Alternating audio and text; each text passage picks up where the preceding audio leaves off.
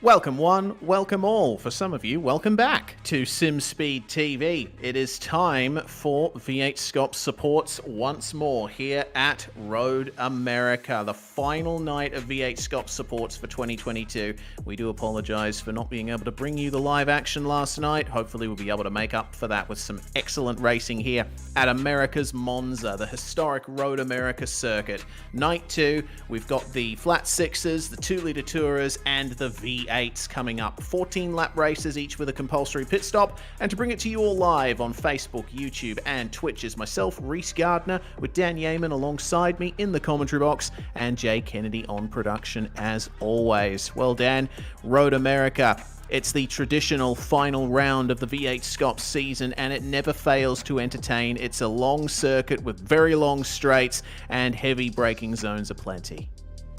Sure does have all of that indeed. Thank you for the introduction there, Reese, and thank you to everyone joining us here live this evening, or whether it be on demand afterwards across the SimSpeed social media platforms. As we've zoomed down in from America to the Great Lakes region there, and on the western edge of, well, actually, I don't know exactly which one of the lakes is, unfortunately, but just up the road from, I think that was Detroit, maybe. I think I'm not paying enough attention to the track map and the local geography as it was before we get down to the track map here at Road America. And indeed, the fact, there you go, 1955 that this track opened has not changed since its original opening. It's a track that has stood the test of time in the real world, obviously playing host to premier American events such as IndyCar, IMSA, and NASCAR of recent. But yes, indeed, here in the sim world has become the home of the finale for V8SCOPS now for many a year. And with this sequence of corners, again, lots of high-speed runs in the straightaways in the opening half of the lap. Great braking and overtaking opportunities. Turns 1, 3, 5, 6 even, turn 8, 12 at Canada corner. Also, the fact you've got the high-speed stretch out of the carousel, but with the kink at turn 11 to boot there, Reese, to break up that run there as well. It's a fantastic bit of historic road racing course as it continues to this day to provide us plenty of real and virtual action. Indeed, Road America was essentially the first purpose-built road course to be created in America, leading on from the days of racing on public road circuits. And the main impetus for creating this purpose-built track was the lack of safety of the original Elkhart Lake road races. Here's how the championship looks in the flat sixes after so many rounds complete and just one race to go. Cameron Dance and Thomas Hinz separated by 79 points there at the front. There's potentially still half a chance for Hinzy to get a leg up here on Cam if the number 6 has a bad night, but we'll have to wait and see on that. Benjamin Faulkner, of course, with some very good races in the last few rounds. A pretty solid third spot there ahead of Simon Mezzomo. But having said that, Mez is not too far behind either. He isn't, no. So there's a possibility we've got a race for the championship tonight, but unfortunately, Thomas Hinz has had a long day also racing in a multi-hour enduro in the earlier parts of the day, and also might be, unable to be here tonight. So it's sort of a wait and see on that one there as to whether tonight is a formality for Cameron Dance to take the championship or if it'll be a chance to race. But I think, tonight, realistically, our primary fight is going to be looking at the Ben Faulkner versus Simon Mezzomo fight. Now, the point structure here for the V8SCOPS Support Series does mean that for Mezzomo to overcome that gap there of, what is that gap exactly? 63 points, I believe that is. It is going to take quite a lot of positions lost for Faulkner for that to be a reality, but never say never with the 16 cars that will be out there on track tonight to finish this season off here. First up in the flat sixes. Well, here's the grid then as we are now into the race session. Cameron Dance, championship leader, starts on the first row alongside Simon Mezzomo. Benjamin Faulkner and Tyson Broad will take up the second row with Luke Swan and Taylor Oakes rounding out the top 6. In 7th spot, we've got Shane Best alongside Isaac Edwards, and John Courtney and Thomas Riley will round out the top 10 as Anthony Green and Robbie Bradbury share the 6th row. Position number 13 tonight's going to go to Lindsay Hobbs. There he's sharing row 7 with Brett Loxton in the number 2. Stead Miller and Brett O'Keefe are going to start out of 15th and 16th, and that will round out the field here in the flat sixes. 8 rows. Henry King standing by in race control should the Porsche Cayman GT4 manual safety car be required this evening. I hear the revs rising. One final time for the Logitech G flat sixes here in 2022. We get the green flag from Barney, and we're away. It's a shocker for Mazzomo on the left side of the road. Tyson Broad up the middle is going to go for P3, maybe P2, as we head to turn 1. Could be P1 at this rate. Look at the run that he's got on Cameron Dance. He's ahead on the way into the braking zone for turn 1, but Dance will keep the inside. Tyson Broad sweeps it round the outside, and going off the circuit there is Luke Swan and Simon Mazzomo. Looks like everyone else has managed to make it through cleanly as Dance takes the lead from Tyson Broad on the way into turn 3, but it's the over-under from Tyson Broad. Have a look at that racing there in the back of the pack. Here is the race for the lead. Broad with an excellent exit out of turn 3. We go through 4 and 5 down towards the heavy braking zone, the heaviest on the lap. Cameron Dance is on the racing line, a bit more rubber there. He's able to draw almost level with Tyson Broad, but the number 25 has it on the way up to the Corvette Bridge. Oh, trouble for them. Oh! Has been rolled over back onto his wheels, but my word, that car hit its roof on the way out of turn 5 there. Absolute calamity. The 55 car wide at turn 1 in the dirt, and now as we head to a VRS replay to pick up what happens down here into turn number 5. Now, it all happens ahead of Swan here. The 35 there, Robbie Bradbury, locks up the left front tyre under brakes. That causes Brett Loxton to get into the side of Bradbury as they go 3 wide in the pinch, and then it's Luke Swan's car that goes over and onto its roof. Somehow has walked away without a mechanical black flag, but hefty damage all the same as we go back to live pictures here, Reese. Wow, that is a chaotic start there for drivers in the back half of the field, but the leaders are far away from that at the moment. It's Cameron Dance versus Tyson Broad for the lead here as we go into Canada Corner, and of course on board with our champion-elect, the Kiwi, who has been a prolific racer in the AusNZ sim racing community, though he does run a little bit wide there out of Bill Mitchell Bend and then through to the final corner. That is lap 1 of 14 complete, and of course we do have a compulsory pit stop for at least 2 tyres coming up here for the flat sixes. It will be interesting to see when drivers elect to take that pit stop, because Road America is a track where the tyres get a bit of a rest down these long straights, but many of the corners are high load, so there's plenty of strategy options here. Yeah, that is true, and nice and flat straights too. If there's any kind of banking and camber in the turns, that's when actually the tyres wouldn't be getting much of a break, because that would be seeing uneven loading and therefore uneven temperature application. But alas, that's not really a thing we see off of oval courses, unfortunately, there as we go on board with Simon Mazzomo. The 65 John Courtney has come loose on the exit of turn 3 all by himself, unfortunately, to boot. So Courtney will rejoin, but all the way back now in 12th place and make that 13th as Stead Miller and Anthony Green have gone by. Bradbury has returned to the pit lane after the incidents there on lap 1. As further up the road, Thomas Riley off at turn 5 as well is going to rejoin now behind Loxton as we head to turn 6, and Lindsay Hobbs wants on through as well, Reese. Does indeed. So does Simon Mazzomo, who's trying to put on a recovery drive here. Started on the front row, but spun up the wheels way too much off the line, and now has put himself back into 11th place, or 10th rather, now that there's been a couple of issues for other drivers further down the line.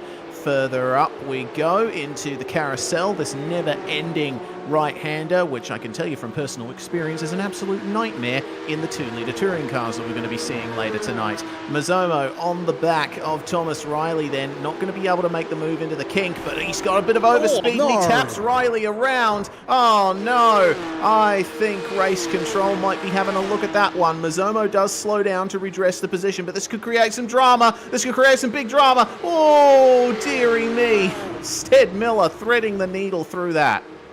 Yeah, that's the downside to redressing an incident in a high-speed section of the circuit like that. Thankfully, Stead Miller indeed able to sort that one out here. But the VRS replay, as we look at Mazzomo on the back of Thomas Riley, shows a nose to the inside of the kink. And I don't know if Riley just offline there a little slower than Mazomo would expect, but you'd think for someone like Mazomo, who we know has got plenty of experience in these cars, we'll go on board with him and just try and get a better angle of this actually before I cast. He actually rolls out, and then, oh, Riley on the brakes a long way into the corner at the kink. Now, these cars obviously aren't as aero equipped as, say, a GT3 car these days, which can take that corner easy flat. But I think, yeah, Riley a little wide on entry there. That's just caused him to brake longer than expected, and that has tripped Mazomo up more so than Mazomo making what would have been an incredibly rash move. As our first pit stop taker on the lane is going to be Ben Faulkner, the driver who is probably going to hang on to third place in the championship ahead of Simon Mazomo, but, well, maybe that could still change as everyone else has stayed on track for the moment. Of course, oh, sorry, Shane Best, apologies. Sister car to John Courtney, he's gone around at the exit of turn 5 now.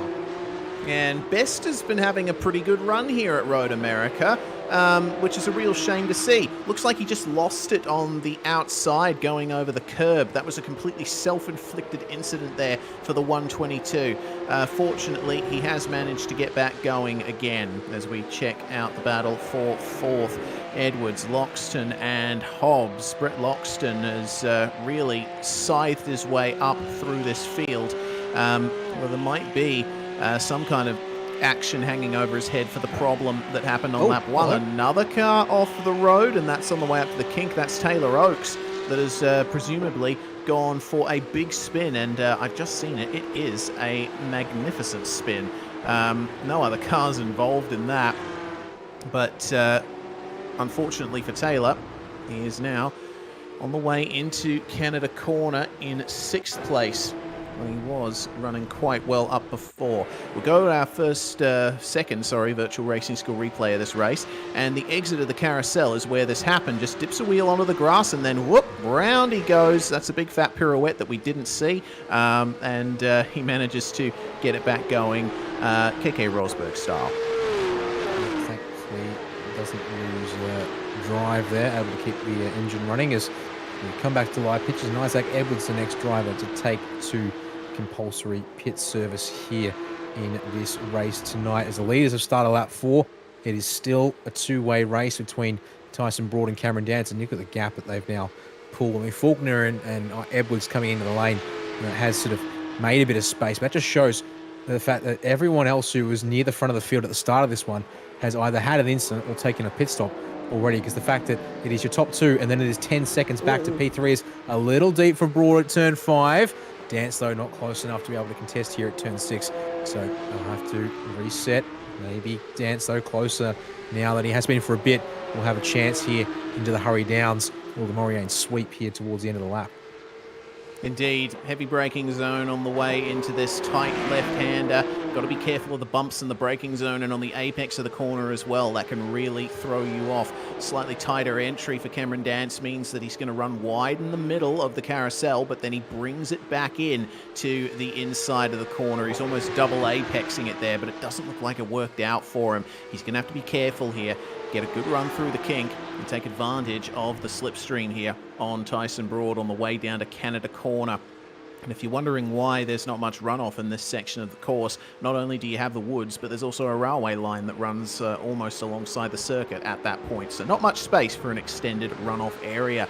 Lots of curb usage on the way out of Canada Corner for these guys, and slightly tighter to the inside for Cam, but that was a bit too much of an early apex. He's really pushing it through that ascending left towards the end of the lap. I think what we're really seeing here as well is actually this car really struggling with aero wash at this circuit tonight, because I would argue that, Cam's certainly obviously within the reason he's pushing, but at the same time, I would argue there's no real need for him to push too. So I wouldn't see him doing this because he has to. He might just be doing it because he can.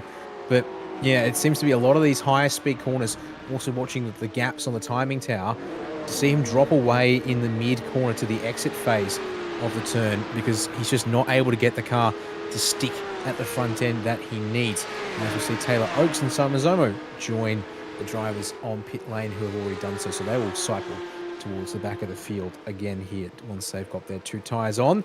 As you see here, look, gap's closing, but not quickly in the slipstream for Dance. So Going to have to really find a way to close that margin down, or see an error from Tyson Broad. Oh, again at that same corner as well. Tyson Broad seems to be having a lot of trouble down at turn 5, and that's going to make it the lead for Cameron Dance. Slightly better exit from Broad, though he's not able to take advantage of it through Moraine's sweep. So it's definitely on for the lead. Tyson Broad seems like the quicker of the two drivers here on pace alone. Cameron Dance was the faster car on the last lap, largely because of the slipstream. So that's something to take into account here. And again, Dance very wide on the way through the carousel, but swings it back to the inside. That double apex line working out well for him that time around. It also forced Broad onto the brakes, just beginning of the second phase of that part of the turn. So that certainly wouldn't have been helping things as we watch them make their way down towards Canada corner here. You can see Broad looks a little quicker in a straight line. He does roll out though, and isn't going to contest from that 2/10 gap back here this time. So we'll see here what Broad's car looks like in these next couple of turns here in the high speed sections here. This is the Bill Mitchell bend here at turn 13. He looks to be a little more conservative there. Is he going to be a curious question of whether he's running a different car? So unlikely all that much different in the car, given sort of the general trend that we've seen from drivers using this 992 generation of Porsche Cup car. But he's had a very nice run off turn 14, and he's well in prime position to pull out from the toe. But no, he's going to sit on the bumper all the way to turn 1 at this rate. Yeah, he's going to roll out of the throttle a little earlier again and just put a bit of space between them as they make their way into the corner. The bump draft seems to be the strategy Broad is going for, and this is the dilemma when you're racing one-on-one with another car at Road America and it's just you two on the same piece of racetrack.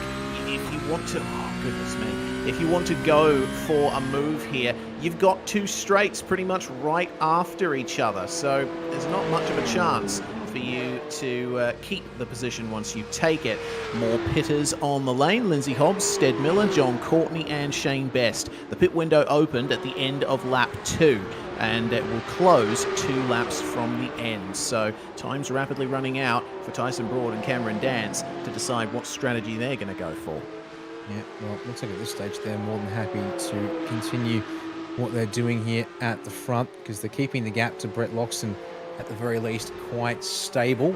More than anything else, it's pretty even times from your top 3 on the road at this point in the race. As we'll watch here through the carousel, again Broad narrow through the entry to jump on the brakes to make sure he keeps the front end hooked in, whereas Dance again that wider midsection. Although Broad really testing the exit there, able to keep it straight, but on the grass with the left side tyres do that a little bit too much, and that could easily come undone indeed, Reese.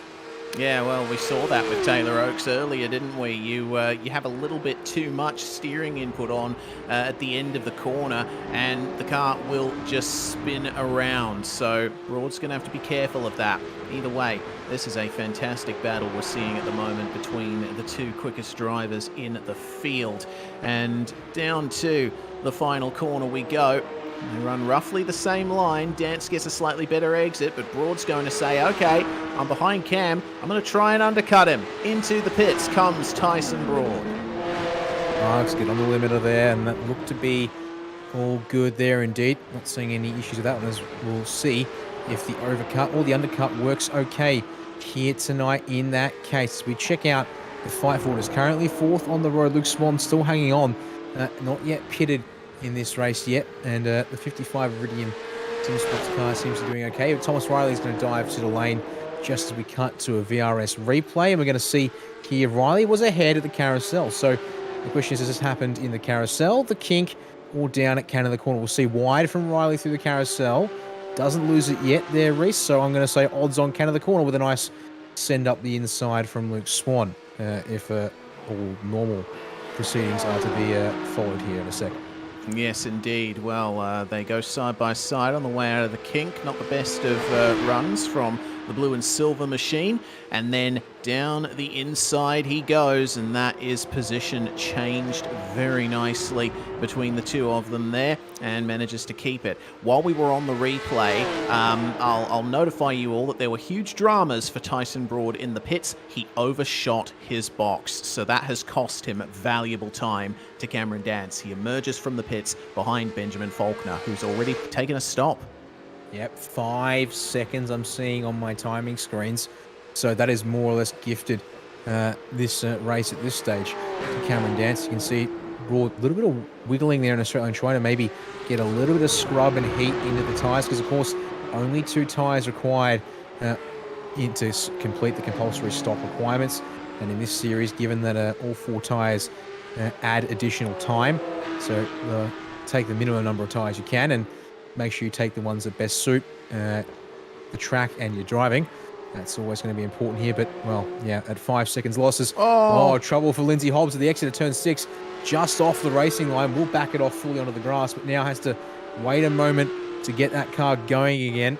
We'll go to another VRS replay to see how that's come unstuck here. Reese up to the corner. That's in the grass on the brakes, unfortunately, Lindsay. That was going to go around as well. Just a little too wide to open the corner. Sends Brett Locks into the grass. Sends another car there. Stead Miller actually gets a place out of it all. And then we'll see here on board with Loxton just how that looked from his perspective here. Yeah, very good heads-up driving from Loxton. He saw this happening ahead of him, predicted the trajectory, and just had to go tight. Oh, goodness. Yeah, that does take some very good reaction times indeed. He does lose a place out of it, but crucially, he is still going. That could have been a lot worse. And I tell you what, Loxton is right on the back of Miller. As we see then Cameron Dance making his stop, and he is going to emerge in third as Anthony Green makes his way past him. Green and Luke Swan ahead of him are the only drivers left to visit the pits in this race. And that's the gap. There you go. Tyson Broad has gotten through on Benjamin Faulkner, but in the process of it all, losing nearly 7 seconds with stationary time and issues there. Is Loxton up the inside of Miller, but leaves nearly no room for Miller on the outside of the entry to the turn 1. Miller's actually going to go straight back for it here, apparently, at turn 3. No, shows the nose only. Will tuck back in and get on with an attempt to slipstream down towards turn 5, you would think, perhaps, as Cameron Dance to make his way past Anthony Green up the hill to turn 6. Took him maybe 1 corner longer than he'd like, but he's through now, so that hasn't lost him all that much in the grand scheme of things. So back to Loxton and Miller will go. Unfortunately, looks like Miller a bit too far back to contest here into turn 5. Yeah, looks like it. We'll see how the twistier section of the circuit goes then. And twistier is a bit of a misnomer, to be honest, because the corners here are short and sharp, and they're separated by substantial straight line lengths. But regardless, that middle sector of the circuit is one that prioritizes mechanical grip and aerodynamic grip a little bit more than straight line speed. Oh, I've just seen a problem for Cameron Dance on the exit of the kink. He almost spun it. He's managed to keep it going, but that was a bit of a heart-stopping moment there for our pole sitter. Let's go to the VRS replay and jump on board with Dance. Yes, indeed. On the way in, using all the curb at the apex, and just washing wide. And there's the snap there. Oh, that is indeed the heart and mouth moment that you don't particularly want when everything looks to be half in the bag already at this point in the race, as we check it out again from the outboard shots. And yeah, that's okay when it gets there, but then when it snaps as the road drops and the ground drops away there, Reese, that is certainly a good little catch with the hands there to keep that car pointing in the right direction. Yeah, goodness. And we get news from our director, Jay Kennedy, that just after that, Cameron Dance had to grab his beer, maybe just to calm his nerves a little bit after that. Either way, he is right back on it and controls the rear beautifully out of turn 3, making a couple of adjustments to the car on his keyboard. Presumably he's adjusting brake bias, not too sure, but we'll have to wait and see how things go here for Cam now that he is back in second overall, and will undoubtedly resume the lead once Luke Swan hits. Meanwhile, here's the battle for 7th. Isaac Edwards ahead of the recovering Simon Mazzomo. Edwards remains a position ahead of where he started, but Mazzomo started on the front row, remember, so he has got a lot to make up for in these last 6 laps. How does it go in the slipstream for Mez? A friend of ours here at SimSpeed TV helps on the admin side for V8SCOPS as well, and up the inside of Isaac Edwards he goes, cranks it over to the left, and oh goodness me, lost it on the apex. He doesn't seem all that bothered by it, but goodness me, That was almost disastrous. That could have been a nasty one, but looks like this time it was just him who ended up taking the brunt of that one there, which therefore means Edwards carries on. Mazomo now has to worry about Taylor Oakes, also looking to recover here this evening in this one, trying to now take advantage of what has fallen into his lap there. But Mazomo already, I think, eyes forward again. Focus for him is to go catch back up to Edwards and see if he can make something work there. This is the Oakes. Oh, my word, again at the carousel. Flirting with the edge of the curb and the grass beyond it. Still keeps a somewhat stoic face there, but that could have easily been a little something extra.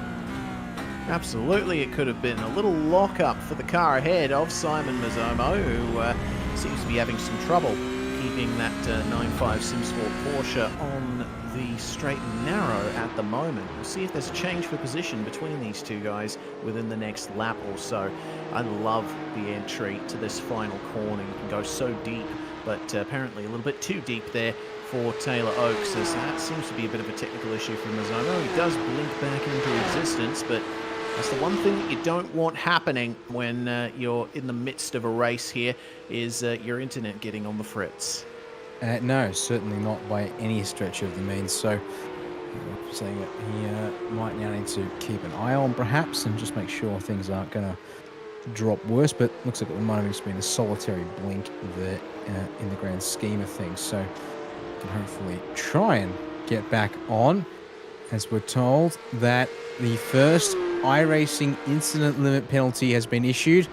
And, well, given the incident limit was at 20x points tonight, unfortunately, Simon Mazomo has discovered that limit and will now have to take a long and painful trundle down the lane to clear that one here. We have 4 laps to go once it is served. I'm wondering if that's what he was laughing at when he made the contact with Edwards. Seems reasonable. Yes. I mean... but remember, he also went off the track at Canada Corner too, so maybe that's what triggered it. Maybe Mazomo was just laughing at his bad luck that he was right close to the incident. Down at turn 5, Anthony Green's facing the wrong way on the circuit, unfortunately for him. Thankfully, just off the racing line, so everyone's driven past him there, but how has Anthony Green... Oh, the worst thing is he's come unstuck all by his lonesome. As we'll watch it on the VRS replay together here, Reese. Just wait for it to snap here as he comes into the corner. Way too quick, I have to add, though, unfortunately. And so around the rear comes, and thankfully, when he pulls it up, it's dead center of the track, and everyone will pass by on the right side of screen there.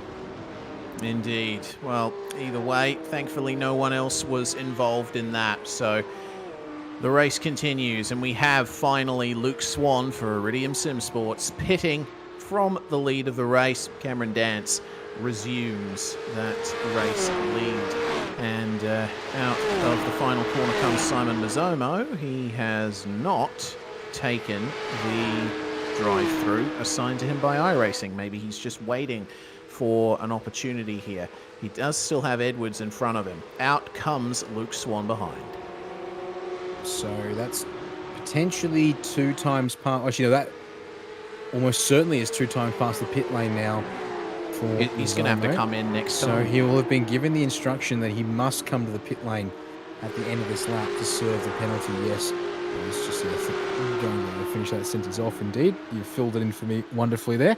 But yeah, do have a little bit of a leeway there with when you serve those black flag penalties from iRacing, but you do get a warning the final time before you'll get a DQ as to when it needs to be served, and well, surely after 2 times past the lane, he will have been given that said warning. On board with Taylor Oakes, who now has Lindsay Hobbs for very close company. It's been a tale of 2 inverted races here. Taylor Oakes has unfortunately lost 3 places from his starting spot. Lindsay Hobbs, meanwhile, is up 3 spots, and if they trade places, it will be down 4 and up 4 respectively. So we'll see how they go on the way out of the carousel with 4 laps to go. Coming up to 3, because Cameron Dance will be jetting his way to the line momentarily. Through the kink they come. Excellent corner, this one, but you've got to be careful not to do stuff like that. It's once again another trip in the grass there for Taylor Oakes. It's already gone wrong for him once this race, and we better be hoping that it's not too much more, as that was very deep on the brakes there for Lindsay Hobbs. He made up a lot of time in the braking zone there. He did, yeah. As we watch these guys make their way there through Bill Mitchell Bend, turn 13. Turn 14 will go small moment for Isaac Edwards ahead, wide and off the line as they go up the front stretch, and Mazzomo not to the pit lane. So I hope he hasn't been given the warning last time round, because this time round would result in that black flag turning into the black and white flag. No, it hasn't changed, so I'm going to presume he's got one final chance to come by at the end here of lap 12. So that will give him a bit of clearance. He does get through on Edwards there on the way to turn 1. But all in all, going to be a lengthy trundle down the lane here at the end of this lap, surely, as Luke Swan lines up for a crack at Edwards there off of turn number 3. But we'll have to go the long way around as we head down to turn 5 here. And the straight line speed on Edwards' car tonight is looking very good indeed, able to clear Swan before the braking zone. Yeah, but if you take a close look at Swan's car, you'll notice that he does have damage, and that was sustained from when he was flipped over on lap 1. So that would affect his straight line speed somewhat. It does seem like Swan is the quicker driver, and you see it here through the twistier section of the lap. Definitely a bit more aggressive on the brakes, taking a bit more speed into the corners. Apex absolutely nailed. And then as we get to another long section of full throttle, you'll see Edwards potentially pull away. We'll see what can be done here, because Swan wasn't in the slipstream last time. Well, that run to turn 5 that I was observing just a moment ago. So we'll see here what it looks like through the kink. And look again, corner confidence from Swan through the kink there at turn 11. Will range up to the rear, but again pulls out from behind Edwards' car and just stalls out basically in a straight line. Thinks about the inside, the can of the corner. That just moves Edwards slightly off the preferred line there. Misses the apex by about half a car's width, but no place yet for Swan as he then struggles with Bill Mitchell Bend there. Just keeps on the road, almost felt like in that particular instance, as Edwards then missing the apex of the final turning and going to allow Swan to range up, and Mazzomo still not into the pit lane. This is going to be interesting to say the least, because I feel like I've been counting laps now since he didn't get that penalty, and still no change. So okay, is this going to be a time penalty added onto the end of the race? Usually that only happens if there's less than 3 laps to go. So I'm struggling to understand what the deal is here with Mazzomo, as Swan gets up the inside of Isaac Edwards into turn 3. And this has continued, this very nice train of cars, because we've got the battling pair of Hobbs and Oakes behind them. And here comes Lindsay Hobbs to try and get by Isaac Edwards. He'll be on the outside. No, it looks like Edwards actually lifting out of the throttle to let him go. So once Edwards was passed by Swan, it seems he's just decided, okay, I'm not going to make myself too much of a factor in this one. Let's just see how things play out ahead of me. I mean, in some respects I could understand that, but at the same time, we're 2 laps to go. At this point, realistically, this is the place where you test yourself and you try and stand your ground. If I was Isaac at this point, sure, this is minor placings we're talking about in this race here tonight, but give it a proper crack and really try and hold your position here. Test yourself under brakes a bit. Try and really force the issue. All it's done is it's allowed Lindsay Hobbs through, and there's now actually several car lengths between Hobbs and Edwards, and that's going to put him potentially under pressure from Oakes. We'll see here as we go on board with Lindsay Hobbs. That was a very good run through the carousel relative to Luke Swan, but doesn't get to pass Swan by the kink. Has to roll out of it for a second, and that will just potentially give number 55 a breather here to can of the corner. Indeed it will. Hobbs not able to close down with the run off of the kink here. So come into Canada for the second last time in this race for this group. And then up to Bill Mitchell Bend and the final turn for the second last time in this race. And we'll see here what can Hobbs do to close down on Luke Swan as they come around the corner. And indeed, Mazomo's still not pitting. So, yeah, I was under the impression surely by now for the record, he's now recorded 5 laps. There it is. He just got DQ'd. Oh, Mr. Mazomo has decided, rather than serve the iRacing penalty, to bow out. So we'll see his car vanish in about 10 seconds or thereabouts. So Mazomo, in that sense, I guess, deciding not to finish the race per se. He'll take the white flag, but that will be all for the 954, as he should be sent to the Shadow Realm right there. Well, Mazomo makes his exit, and Luke Swan will make his exit from 7th place here as Lindsay Hobbs gets up the inside at turn 5. Pushes Swan a little bit wide, but it seems that was reasonably fair to me. The position is complete, and Hobbs up 5 positions from where he started, which is a pretty good run, all things considered. But we have a champion to crown. Cameron Dance, making his way through the last couple of corners. He got really pushed hard by Thomas Hinz this season, but unfortunately Hinsey is not here to give him a race to the title, and Tyson Broad suffering his issues in the pits means that Cameron Dance will take a nice cruisy victory here to cap off a magnificent 2022. There we go. Fingers up in the air. Cameron Dance is your Logitech G V8SCOPS Support Flat Sixes champion for this year. That he is, and indeed a deserved win there. Has been at the front of just about every race we've held this year. Tyson Broad actually does close down the margin in the final couple of laps there to be P2, but not quite able to hang on as it's still on between Swan and Hobbs. And unfortunately, a little bit of contact sends the 27 around and just in front of Taylor Oakes as well. Swan will redress the position. It means Taylor Oakes is going to move up into P6 here at the end of this one. 2 drivers going at it through Bill Mitchell Bend, and in these kinds of cars, it's incredibly hard to make that one stick. So the redress there right at the end will re-correct the order between those two. But Swan really trying to hang in for every little bit he could. Unfortunately, not working out for either driver in the end.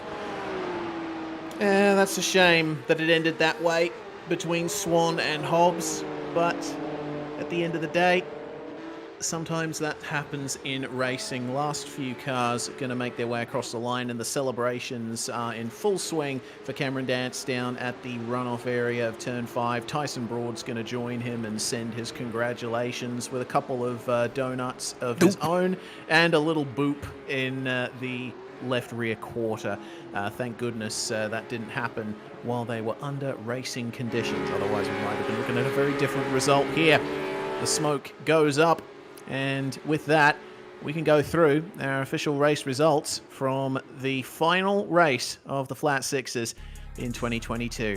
Road America this weekend belonged to Cameron Dance. He takes victory 3.6 seconds ahead of Tyson Broad, with Benjamin Faulkner completing the podium. Brett Loxton makes his way up to 4th place and Stead Miller up to 5th. That's 10 spots each that those drivers gained. Taylor Oakes finishes where he started in 6th. He got 2 freebies in the last corner thanks to the contact between Lindsay Hobbs and Luke Swan, who come home 7th and 8th. Isaac Edwards and John Courtney will round out the top 10.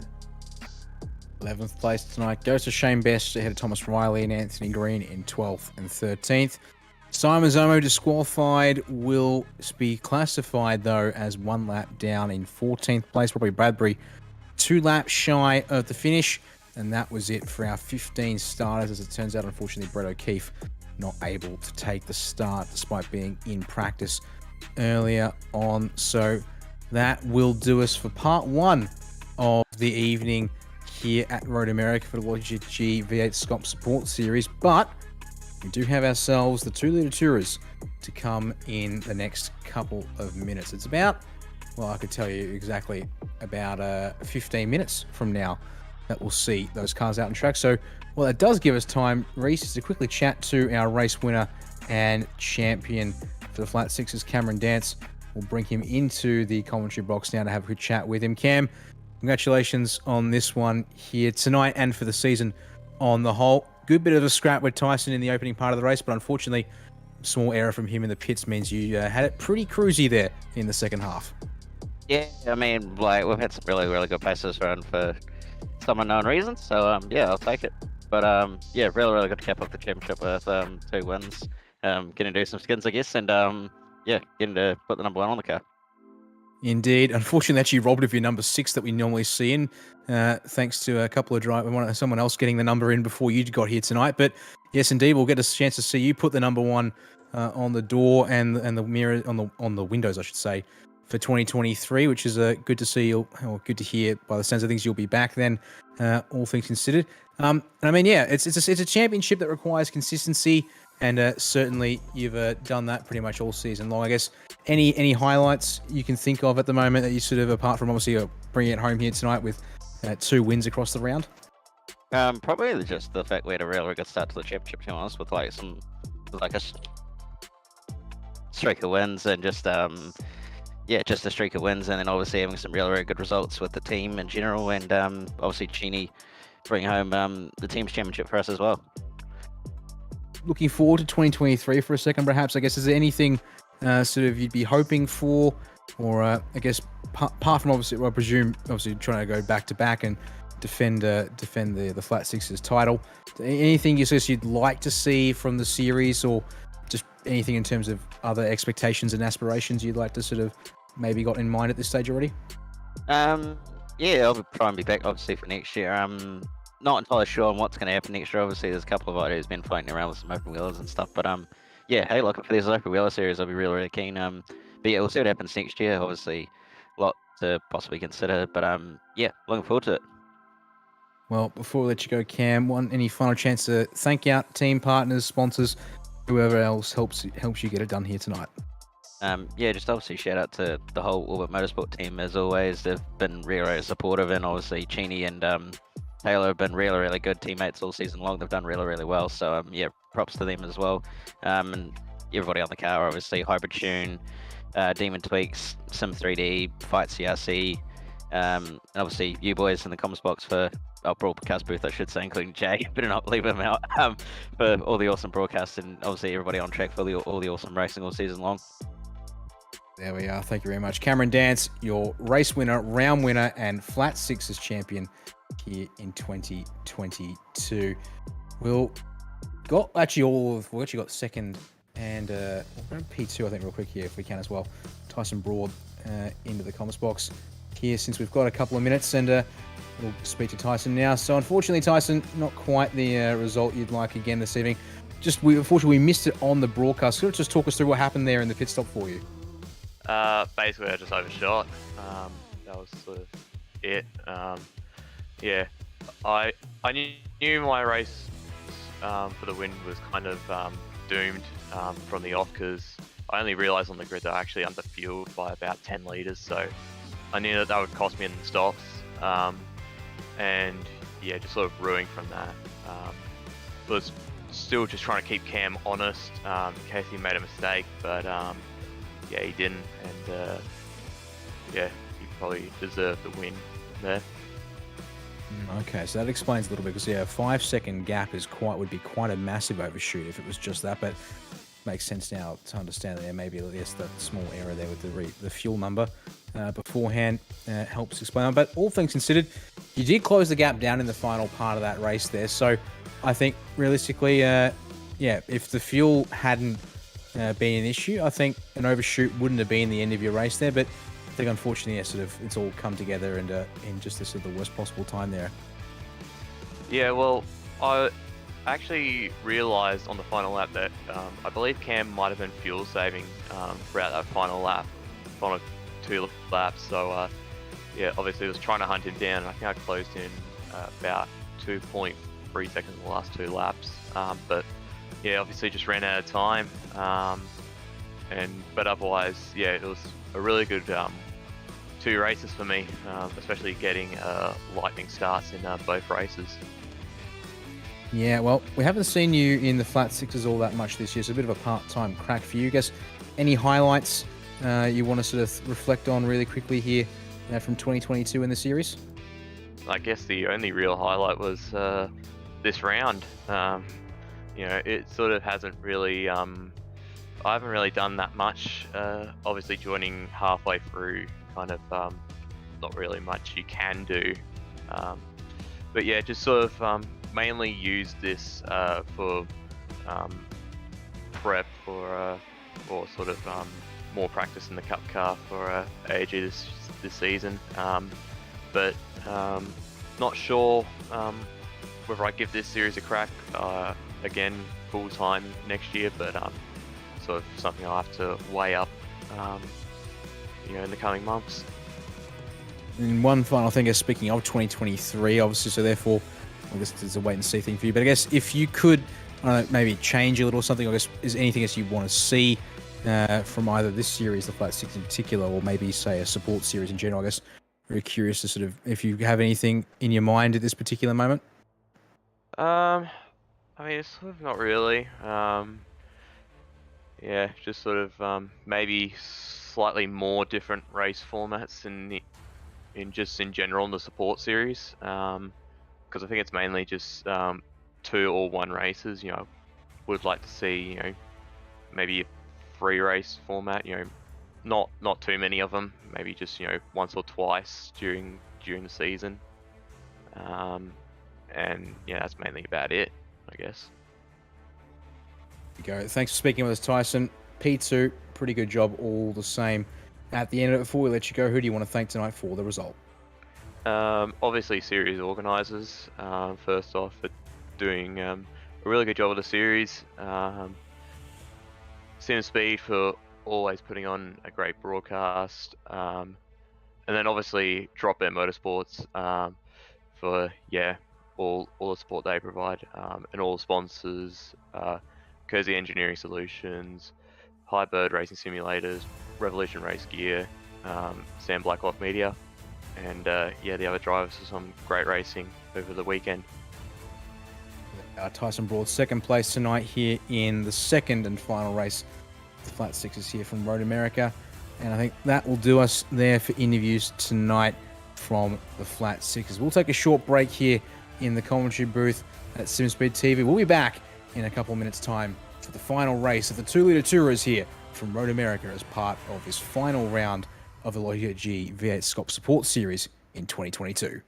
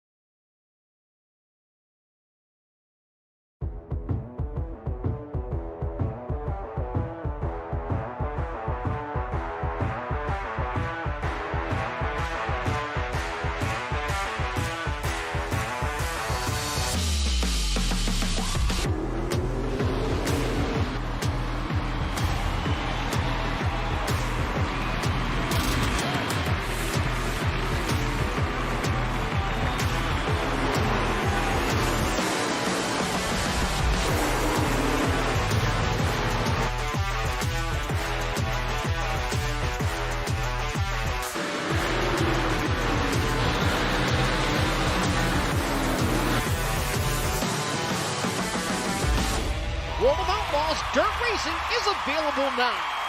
Download your copy today.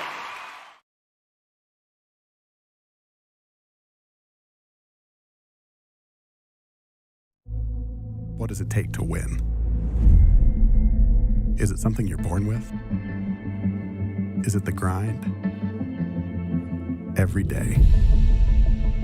Gear up. Do battle. For the 10,000th time? Or is it pushing to your absolute limits? To be faster. Always faster. Insanely precise.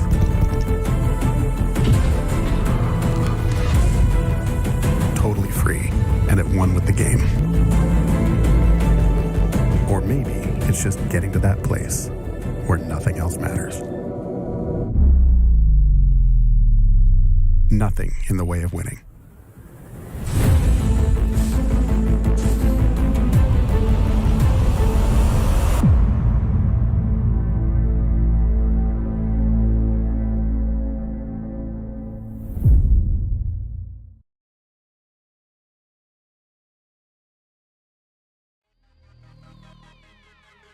Welcome back to coverage here on SimSpeed TV for the final night of the Logitech G V8SCOPS Support Series action in 2022 as we bring the full Virtual Racing School V8SCOPS season to a close this weekend here at Road America, and to bring 2022 to another series here to a close in 2022 this weekend.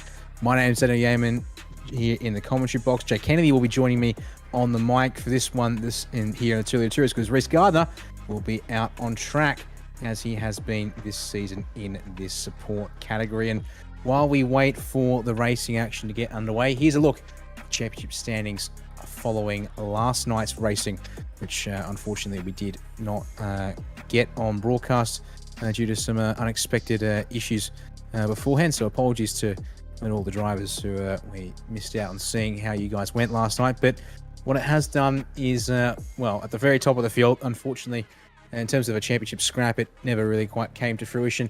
Matthew Pluck able to walk away as the undisputed champion of this two-lane tourist series with a 492-point margin to Damon Mulqueen there in second. But it is going to be on, will be on for third place in the championship there with just 3 points between Kiwi sim racing teammates Ewan Baker and Carl Sampson there, and both of those drivers are here. Now, pardon me, not seeing Carl Sampson. So unfortunately there, we have Ewan in here, which means that we might just have third place, unfortunately, wrapped up there as well. There's a couple other fights there inside the top 10. Isaac Edwards could actually sneak a top 5 here in the Tulia Tourist tonight, pending a good result, although his teammate Ben Faulkner will be pretty hard to topple, I would suggest.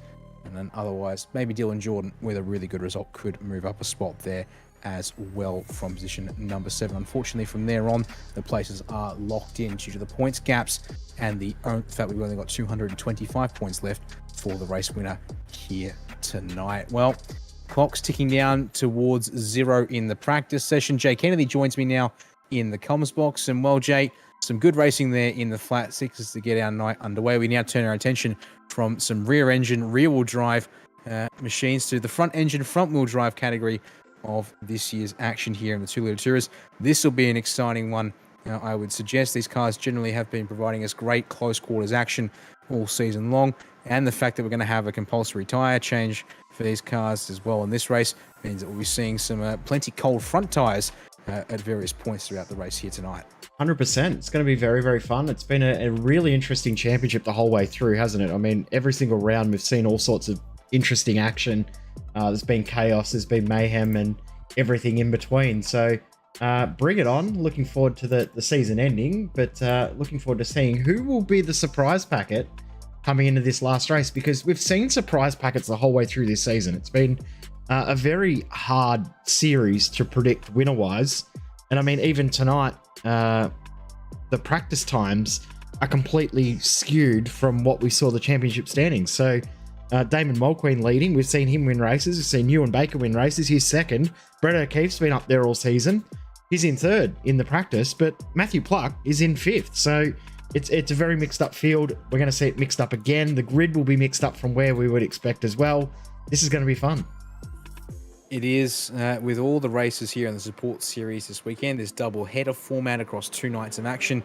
It is a fully progressive grid from qualifying through race 1 on Friday to race 2 here on Saturday night. So the grid we will see is dictated from last night's results. So that will be important to sort of get an idea of how things went. But indeed, importantly, as you said there, Matthew Pluck, pace doesn't look to be quite there at this particular second.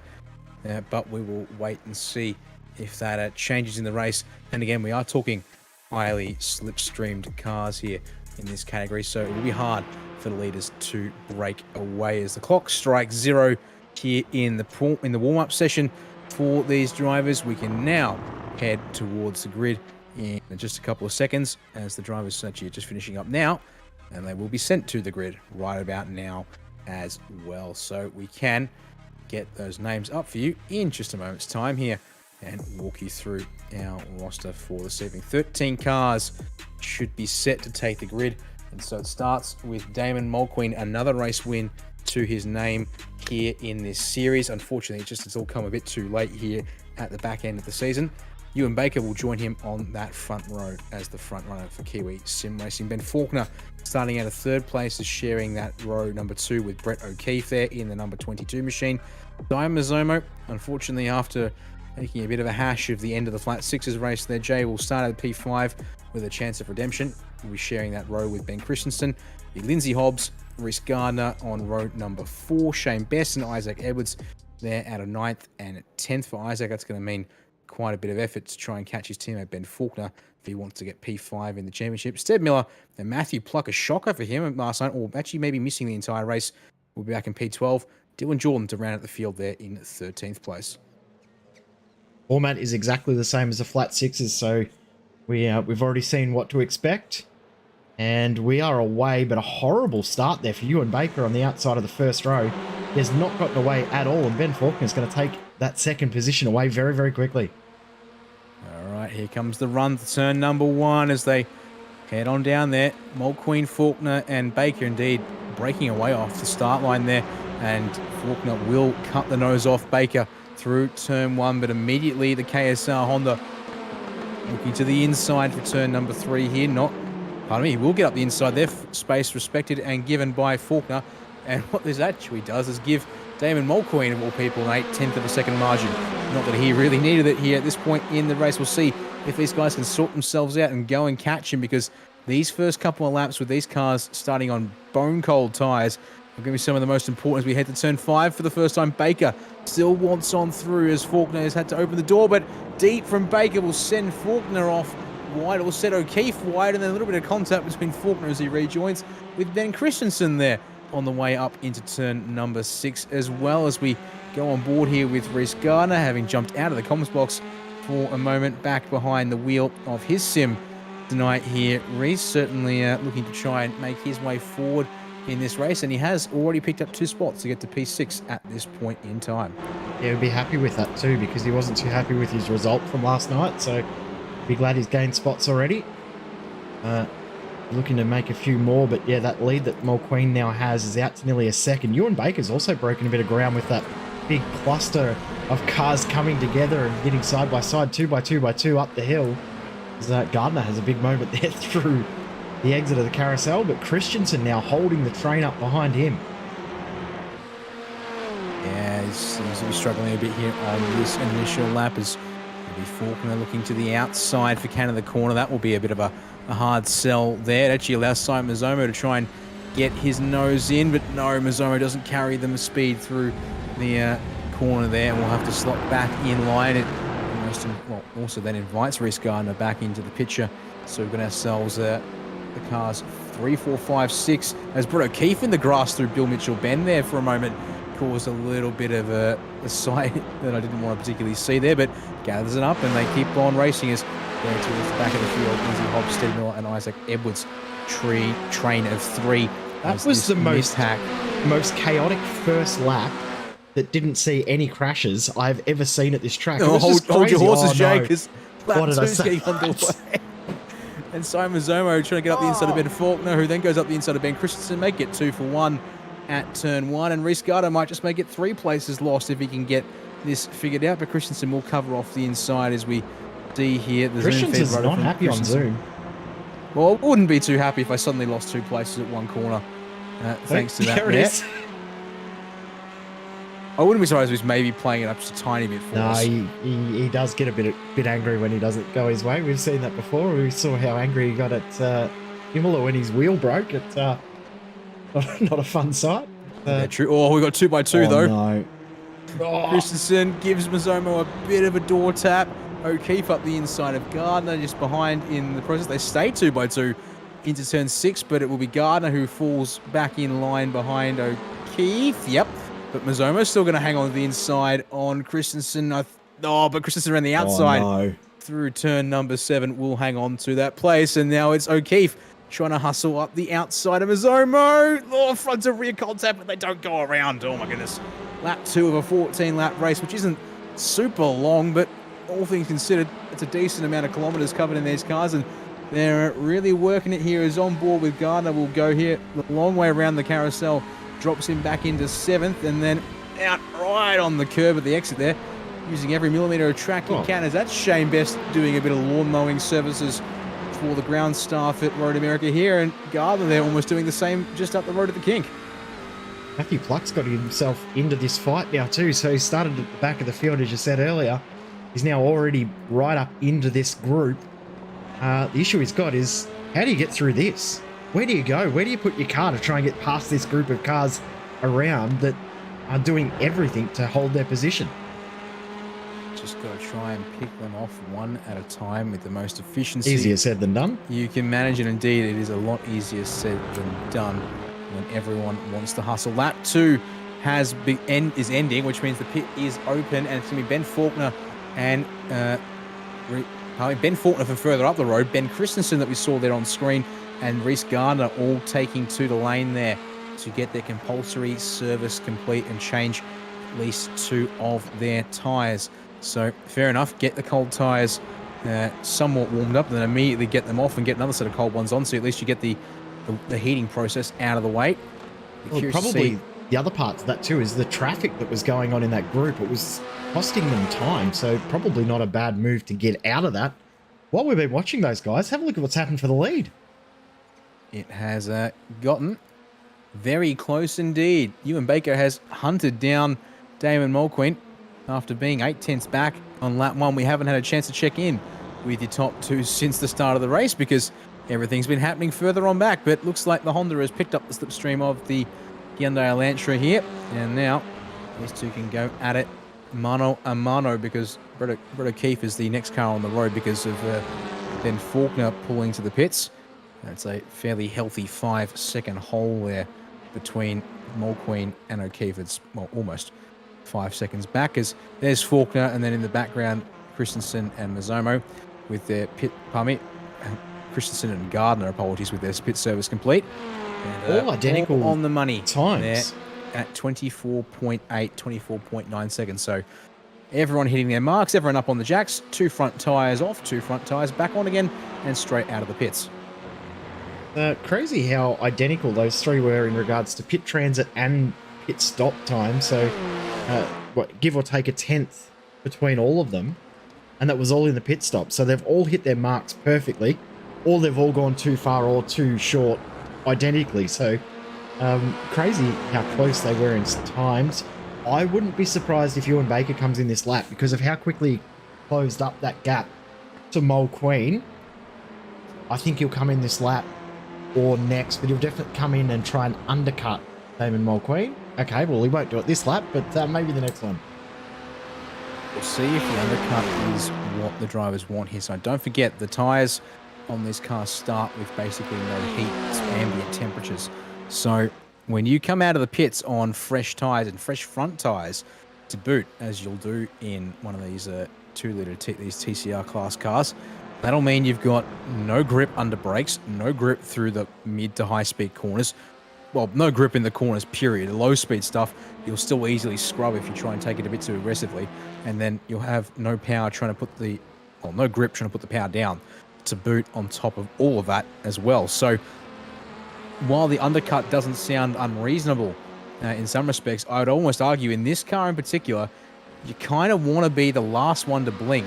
So you might even see if Baker maybe just follows Mulqueen in. So you know you're on the same strat when it comes to tyres. You're not going to be vulnerable a lap later to defending on cold tyres when the driver behind is going to have a lap to get some heat in as this group of cars continues to scrap. It's O'Keefe, Mazomo and Matthew Pluck, 3rd, 4th and 5th on the road for the time being. The only issue to that is if you do find yourself getting held up from the car in front of you, you don't want to end up not overtaking them in the pit. So, I mean, if Baker just sits behind, doesn't do anything, follows in Mulqueen, there's every chance that he comes out behind Mulqueen after the pit stops as well. So, with the way the tyre changes work in these cars, you can't really overtake someone in the pit lane. It's a lot more difficult because you're not doing any fuel saving in these races. So if there was fuel getting put in the cars as well, there is that potential, but with it just being tyres only, a lot more difficult to do.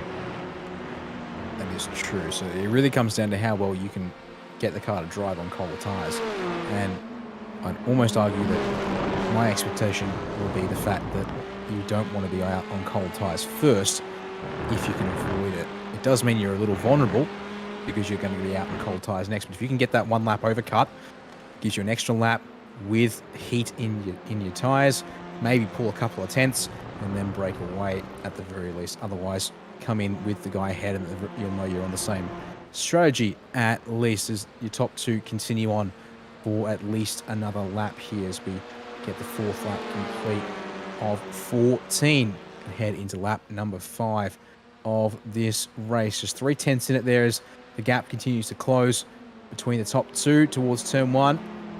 So here the slipstream decently effective in these cars. Mazomo able to hold on though ahead of Matthew Pluck down into turn number 1. Pluck's done a great job to work his way forward, but now he's starting to really get held up. Last lap by was half a second off his best lap. Compare that to O'Keefe, 2 cars ahead, did his personal best lap of the race, as did the first 2 cars. So Pluck definitely getting held up a little bit now that he's behind Mazomo. So will that change his strategy? I think that you can't afford to get held up not being able to overtake someone. I think you have to try and do something different to try and make your way forward. Whether that be pit early or something else, you probably have to try something. In the case of Matthew Pluck, it is quite a different situation. I'm not, it is sort of comparing Mulqueen and Baker's case versus Matthew Pluck's case. Given he's in this traffic group, you're not wrong. It is a different equation.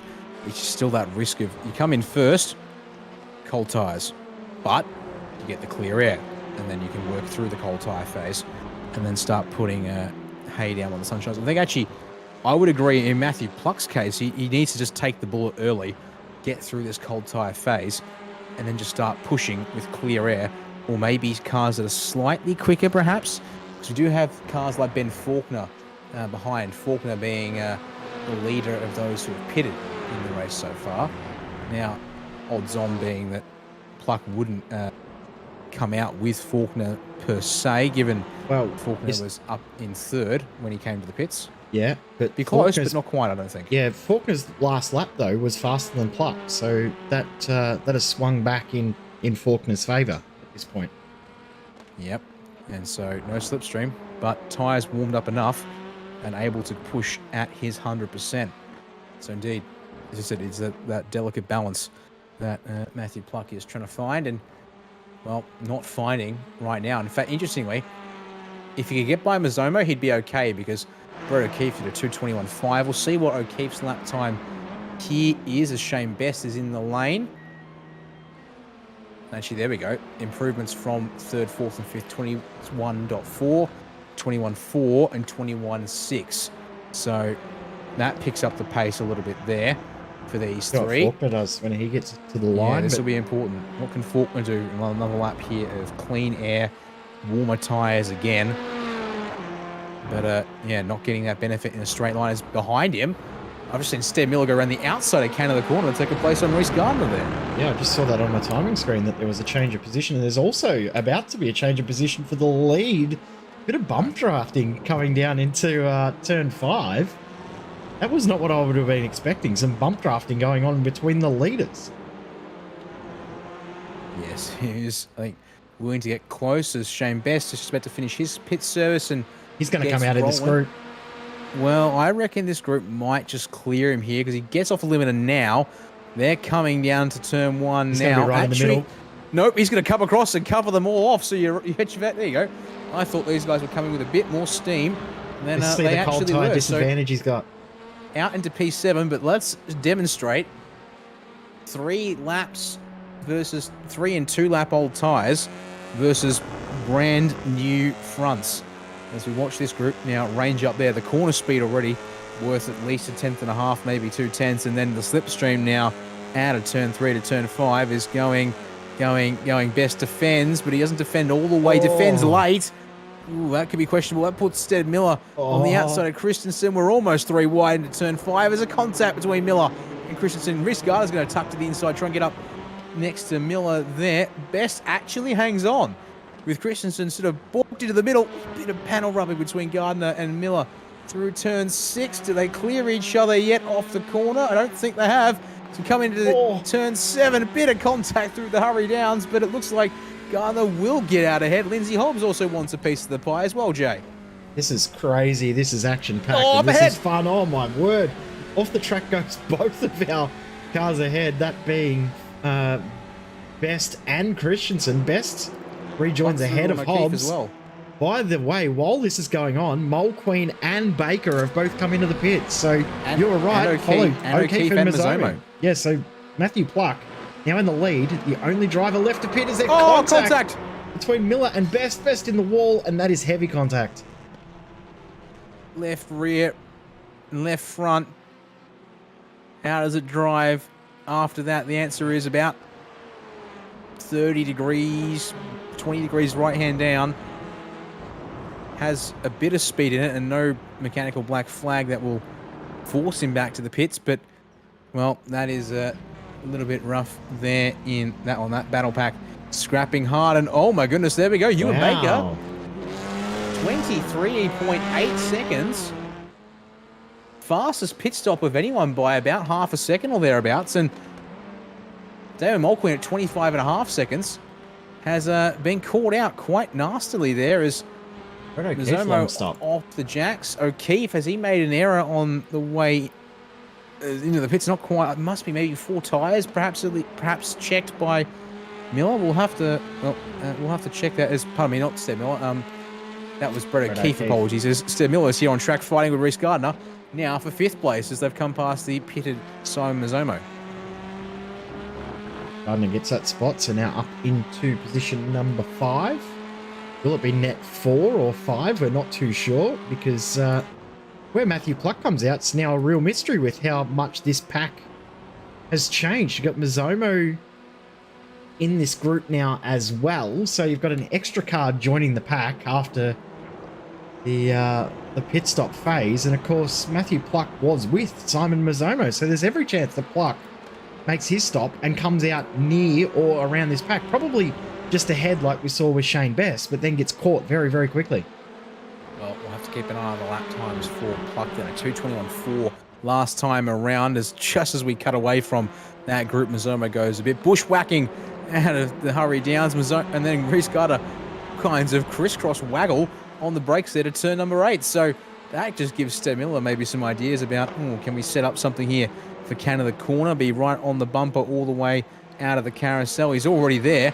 The question is, well, what are you going to do with it now? Because you can't really go up the inside here at the kink. It would be a very brave, maybe crazy man who puts it up the inside of the kink there. Thankfully, that's not the case. But now, you're going to have to pull out early as Mazomo in the dirt on cold tyres. Will get passed by Christensen and Hobbs on their warmer rubber there. Gardner just hanging on ahead of Seb Miller into Canada. And whoa, Hobbs has gone way off. Way off into the tyres.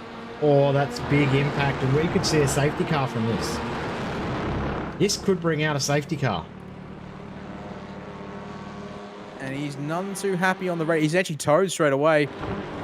Is he going to go to the VRS replay? And the answer is a failure here. No, there was contact with Ben Christensen. So Mazomo out of control, regathering it after the kink. Hobbs goes left for the gap, and Christensen, from that angle, it kind of wobbles across, but then and he's on the brakes, but just no braking speed, and it completely obliterates the front end of that car in the process. The only problem is we aren't going to get a safety car because he's towed back to the pit lane instantly. Matthew Pluck has had an absolute shocker of a lap. He has. 2-minute 22.5. It's on pace with Gardner, Miller, and Co. because they're all scrapping. But the second slower than Falcon. If I was Matthew Pluck, I would probably be thinking, you might need to come to the pits this lap to try and, you need to hit a really good in-lap, but make it an in-lap and get the pit stop done, because the other thing is you don't want to leave it too long, obviously, and then be defending right at the end on cold tyres. You might as well try and give yourself some laps to heat them up and have a proper go at it as the fight continues there. Gardner just hanging on ahead of Miller into turn 5. And that's Christensen and Mazomo who remain in this group. Stead Miller, what will he do here? How will he get past? We've seen a couple of mistakes from Reece Gardner, but been able to hold on. So makes it difficult when you see a driver ahead making a couple of mistakes, but in positions where you're not able to capitalize, it can actually distract you a little bit and make it harder for you to trust your instincts and make a pass, isn't it? You could almost second guess yourself and doubt your ability to get an overtake done when you see errors from the driver ahead, but you can't do anything about it. Yeah, I'll be curious to see how that develops. As bit of searching from Miller in behind. Gardner looks to the inside for Canada corner.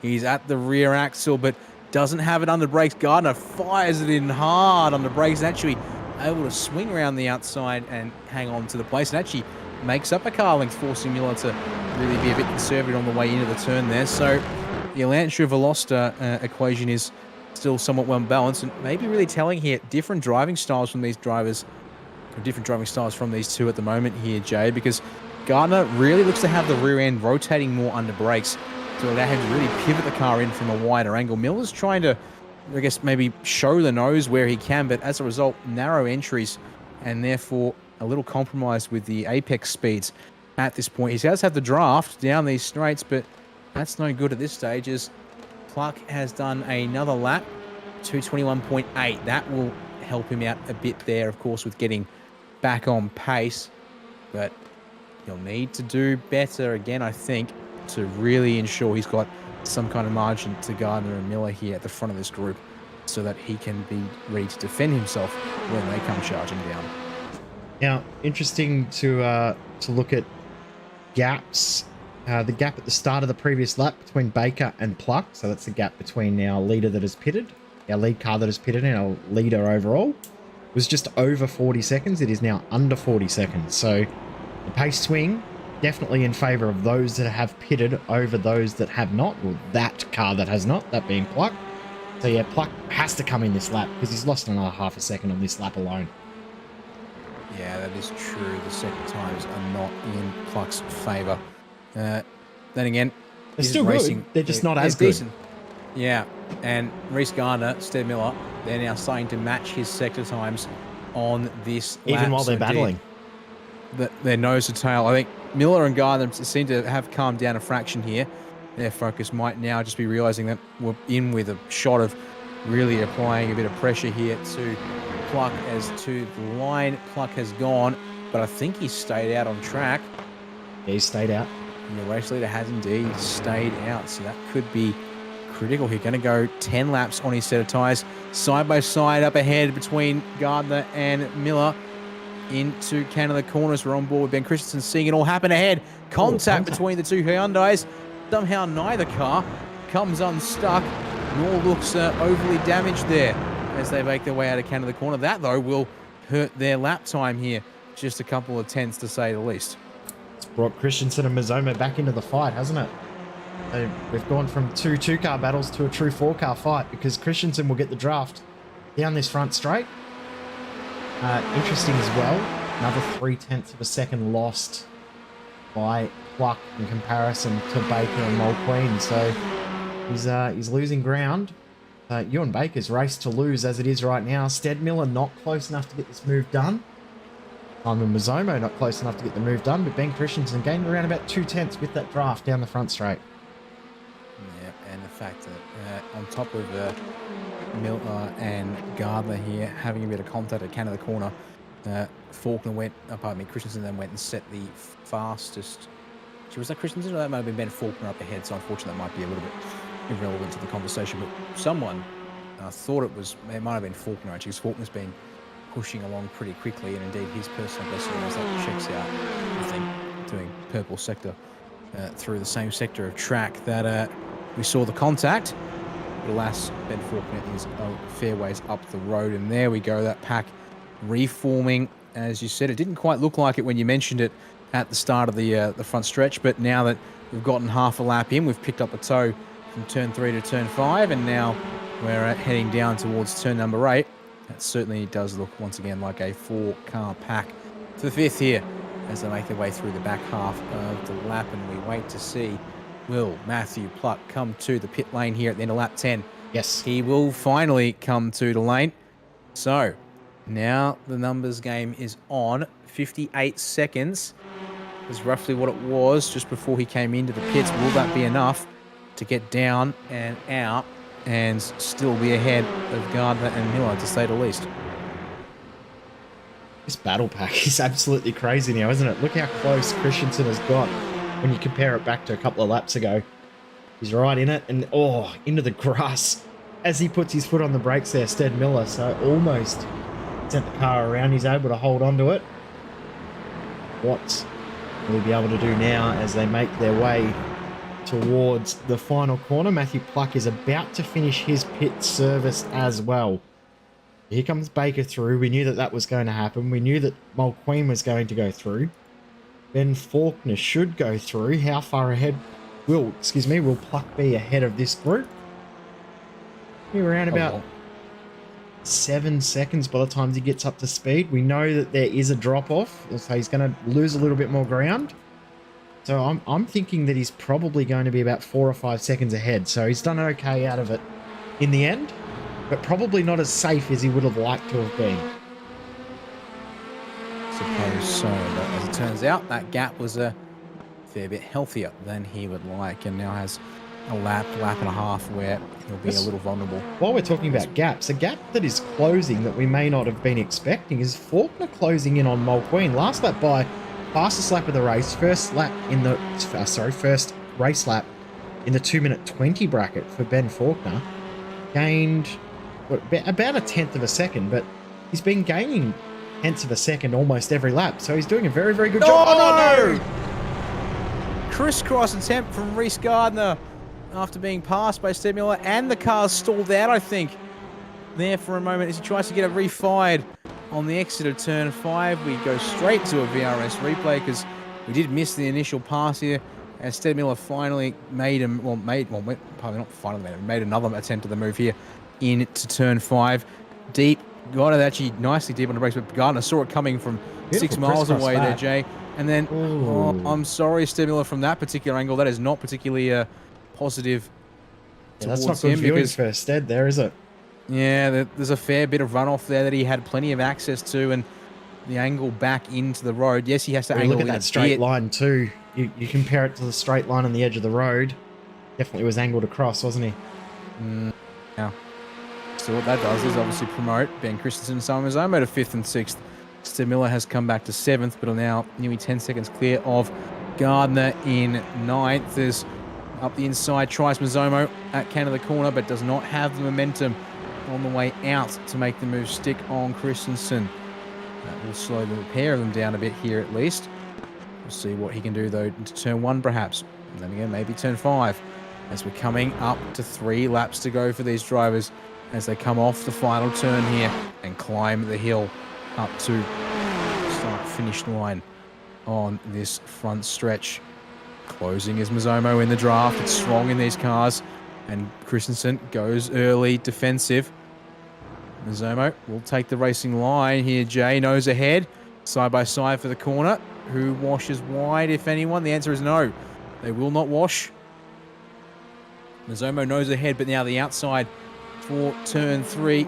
Surely this is the spot where Christensen can take the spot back. They just rub, but space given between the two. Jay, it's on. And now it's Mazomo with the inside for turn 5. And look at him inching away there in the side screen of Christensen's. To see how much Christensen's looking over and seeing what's going on. While this has been going on as well, Stead Miller has slowed down a huge amount, redressed the position to Reece Gardner, and they're back racing on. But Shane Best is in the fight too. But Mazomo now through on Ben Christensen. This battle, I don't think it's over. Oh, it is certainly not over.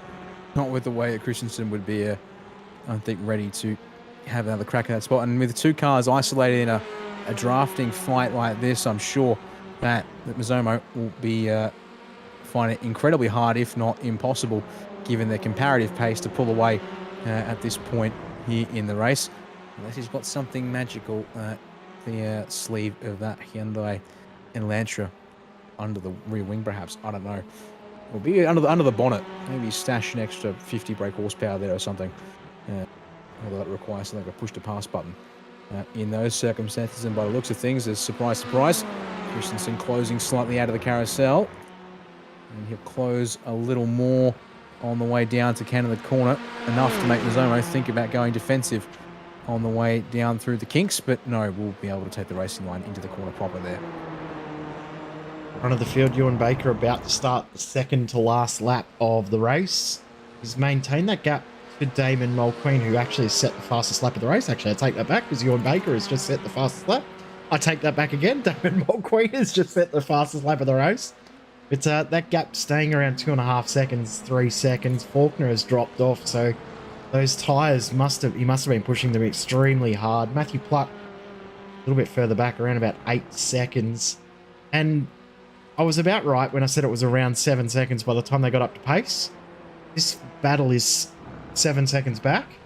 But if these guys keep fighting like they are, they could end up a long way back. The advantage they've got, as you said, there's not much behind them that they have to worry about, at least for 10 odd seconds. Yeah, you can see there, Brad O'Keefe in the number 22 Veloster. By his lonesome is the next car back from these two here on screen with us now. So presumption is that they shouldn't come under any pressure from O'Keefe due to the squabbling here. It shouldn't lose them 10 seconds in 2 laps, but well, who knows, I guess. We've seen some contact already this race. Maybe we'd see some more. Can't particularly confirm or deny what might or might not happen out here on circuit, but Christensen that time round not going to get up the inside. We'll show the nose at 6, but Mazomo is not phased by the looks of things on board from here at the very least. So Shane Best is having a dive on Reece Gardner further on back at turn 5. Gardner will crisscross him just like he did Steb Miller. This time, though, looks like he'll get through there, and Best with a straighter exit will avoid any complications there. I was about to say also wants to get on through. I was about to say this feels like it's deja vu, but it did end a little bit smoother that time than it did the previous. Interesting too, I just noticed Matthew Pluck's made a little error on this lap. So despite the fighting between Mazomo and Christensen, they've got it down to 6.5 seconds. So it may be not quite as done as we thought at the 4th, 5th, 6th place. Pluck continues to make errors. He could lose that spot. To watch this group of 3 fighting over 8th place. Wind through the kink. That's wide from Best. That's wide from Best. That's in the grass. Thankfully, though, keeps it straight. Doesn't go spearing off the road. And he'll lose the place, though, to Steb Miller as we check in with Barney at the flag stand, because the white flag has been taken by your top 3 now. But these 3 guys still scrapping over the minor placings here. Best almost to the inside of Bill Mitchell-Ben. That is particularly brave and aggressive to be showing a nose like that. But can Steb Miller have one final crack at getting a clean pass done here on Reece Gardner? Certainly in a good spot to line up for turn 5, get the toe here down the front stretch, settle in for turns 1 and 3, and then make a good old move down at turn 5. But we've seen Reece is very aware of that inside pass and got a good eye for braking a little bit early and pulling it up in the crisscross. Miller might go, nope, too far back. We'll have to settle in just as I thought he might need to there at turn 1. Battle between Mazomo and Christensen looks like it may be done. They've broken apart a little from what we had seen earlier, so we'll go back to that if it does close up. But this is the tightest battle. Saying that, Shane Best has just decided to go exit stage right. Rejoins around about second behind cars of Gardner and Miller. These guys are going to go almost side by side into turn 5 for what would this be? About the 12th time in 14 laps? Yeah, it's been pretty scrappy here as Gardner covers the inside this time, and Miller does not have a response under brakes to force a crisscross here into turn number 6. So half a lap to go for these 2 drivers. But at the front of the field, it looks like indeed Ewan Baker has now just two braking zones left to negotiate here at Road America, and he nails the first one there at Canada Corner with little fuss indeed. Bill Mitchell-Ben in the final turn await him here, and after hounding the rear of the Synergy Sim Racing Elantra that now sits 2 seconds back from him.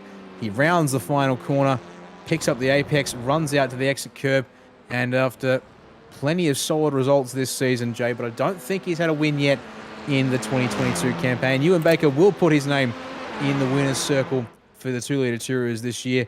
He is your final race winner of this season. It'll be Damon Mulqueen, second in this final race and second in the championship, but after a dominant mid-season and a solid consolidation, it'll be Matthew Pluck, fourth across the line tonight here in the race, but he is your champion of the 2-litre Tourers here for 2022 in the Logitech G V8SCOPS Support Series. Indeed, Mazomo and Christensen will finish as they were. And as we come to the line, it's 2/10 between Gardner and Miller, and that might be just enough as we begin this final climb. Gardner will defend to the inside. Miller is closing, but he's not close enough. He'll pull out from behind the 94 Elantra, but they will finish as they started that last lap there across the line. Good battle. I mean, there was a bit of contact, but the redress, very sporting. Race Control did say that they would have enforced a redress, but didn't need to. They always do view very kindly upon. Ewan Baker, too good. Strategy just worked out neatly for him. But Matthew Pluck, deserving of the championship, has been absolutely brilliant all season long. Very consistent, as we said. Not necessarily winning every race is the key in this series. Being consistent and finishing every race is a huge key in this championship. Matthew Pluck has done that. Every single race he's turned up, he's finished. He's been very, very consistent throughout. That he sure has. As with everyone across the line, the skids have started elsewhere on circuit. And a couple of drivers trying to let it out sideways. Ewan Baker was trying to do skids through the sand trap, then remembered it was a front-wheel drive and it doesn't really work. That is very true indeed. So, that is two drivers with a number one for 2023 secured. And here are the results from the final race of the 2-litre Tourers from Road America this evening. Ewan Baker makes it 2.7 seconds back to Damon Mulqueen tonight at the line after something in the pit stop there for Damon holding him up. But alas, hopefully we can find out from him. That might have been the seeding. Ben Faulkner consolidates P5 in the championship with a third place finish there on the road. Matthew Pluck there, fourth place, more than enough. And in fact, he already had the championship wrapped up, but another solid result to, again, affirm why he's earned that this year. Simon Zomo hangs on ahead of Ben Christensen for 5th and 6th, respectively. Brett O'Keefe slots in to P7 at the end of it all, and a bit of a quiet spot there despite being in the packs earlier on, Jay. Reece Gardner in 8th, just ahead of Stead Miller there in 9th, less than a 10th between the two at the line. They ended up getting ahead and clear of Shane Best there, who rounds out our top 10 in this field. Your final two finishers were Isaac Edwards and Lindsay Hobbs there. Well, pardon me, Edwards the final finisher. Hobbs, unfortunately, retirement after that contact with Christensen. And Dylan Jordan in the server, but did not take to the race start there. So that is the end result of that second 14-lap race tonight. We will now turn to interviews, and the first driver who has joined the room ended up finishing second on the road and second in the championship this year. But Damon Mulqueen, pretty good end, all things considered, also coming off the back of a win last night, if the grid is to be believed. Unfortunately, what happened there in the pit stop was it was a lot longer than Ewan Baker's. Yeah, I'm not 100% sure. Maybe didn't quite pull up on the marks 100%, or maybe we had a little bit of a rattle gun failure. Not quite sure. We'll have to go back and have a look at it. But I just want to say congrats to Ewan on the race win tonight. Over the last couple of rounds, he's improved his pace a lot, and it's been great to have another bloke in with the fun. And then again to Matthew and all the other guys at KSR, they've done a magnificent job this season, especially with Matt taking out the championship. Yeah, you've been on a bit of a hot streak at this back half of the season, mind you, so I think it's more of a case of if we get a chance to see a longer season run from you, I think definitely we'll be watching out for what you can achieve next year, if that's hopefully part of your goals and plans at this stage. At this stage, yeah, we just on the cool down lap had race control blaring in our ears quite proudly that the 2-litre Taurus will be coming back. So definitely going to put put the weekends where this is on aside instead of possibly real world speedway duties. But yeah, and I'm also looking forward to new challenge right at the start of the season. Just gotta wait on a few things to play out, and hopefully hashtag soon might be another bit of fun in these cars as well. Yeah, well, indeed, as you said there, Ewan, good job to win that race, and certainly kept you honest in the opening half there. Obviously, a track like this with the slipstream is super important. It really makes it very hard for you to even have a chance of breaking away, even if you did have a bit of a pace advantage tonight. Yeah, the long straights here definitely play to the draft, and for whatever reason, here at Road America, the Elantra's a bit tail happy on the cold tyres. So a few mistakes, just pushing it a little bit too hard in a few places in the opening laps, and that allowed Ewan to catch back up after having about a second or so gap. But that's just all part of it. That's the sort of racing this sort of track produces with low-powered cars. The lower the power, the more the slipstream seems to play its part in how things go. But it all adds to the fun, and unfortunately with the no broadcast last night, you guys actually missed out on some amazing racing between, I think it was about 4 of us at one point, all battling it out right at the front. Yeah, so it's just it is what it is. It's part of the game we play, and you just got to try and make the most of it. Indeed, yeah. Well, before we let you go, Damon, just thinking forward to 2023, and for hearing the words from for the race control team administrators that will see the series back, I guess, is there anything you want to sort of see new, different, change? Any thoughts come to mind right away here at the end of the year about maybe something exciting or new format, tracks, anything that comes to mind for this series that would be of interest to you? I'm not really sure about in the tracks department, because I haven't really raced on too many of them when it comes to the 2-litre Tourers. So, and I was sort of thinking about it the other day with the drop off the series has had from the start of the season all the way through to now. Maybe adding in sort of like a Pro and Am division, so that we've got more people fighting for a few other things. Because there are a few of us that tend to sort of just skip ahead that little bit, and then when we've got the bigger fields are on, especially like in the first couple of rounds, everyone was basically racing someone, and I reckon across everyone should be in a way rewarded equally, especially the guys that are new aren't quite up to speed with these cars like some of us are, and I don't know how you'd adjust and sort that out so that it's an even playing field across everyone, especially for right at the start of the season. But I reckon something like that would potentially help, instead of there's about potentially 7 of us that have just bolted away in the points by the halfway stage, and some people might look at it and go, I've had a bit of fun, not really worth staying in with it, might go do something else or whatever. But they can, if there's another wee like amateur division there, or a rookie division, or somewhere in the middle, they might have a bit of incentive to stick in and play, especially if they're there or thereabouts. Good thoughts there indeed from you, Dave. Well, one final time for this year before we let you go, chance to thank partners and sponsors. Who do you want to shout out for helping you get it done this tonight? Well, basically I've got to give a massive shout out to the guys at Synergy simracing. They've been preparing cars for this series, not just in the 2-litre Tourers, but also the supercars as well. We're going into tomorrow with Berkey on the cusp of potentially grabbing the first championship in SCOPS itself. We've got another couple of guys battling out in the rest of the 10. I think we've got one battling out for a top 5. So I've got to really, thank them and send the support for tomorrow, because I'm not going to be able to be there to watch it all unfold. And then, just all the partners on the car. Got to massively thank Smith & Sons. They've been on the car the whole season. The support they've given is, just crazy. And everyone else, I can't think of them all at the moment.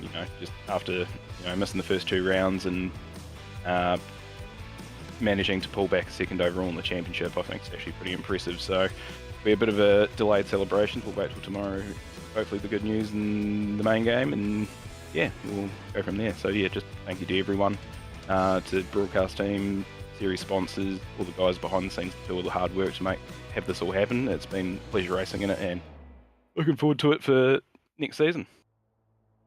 Thank you very much there. David Mulqueen, second tonight in the final race for the 2 Litre Tours. First on Friday night, second place in the championship as well there for 2022. Well, we'll take one final break here at SimSpeed TV. When we come back, the V8s are set to take to the racing action for their final 14-lap race of the season. We'll be back there in just a couple of minutes' time, because you can see we're under 5 minutes to gridding here for the V8s at Road America.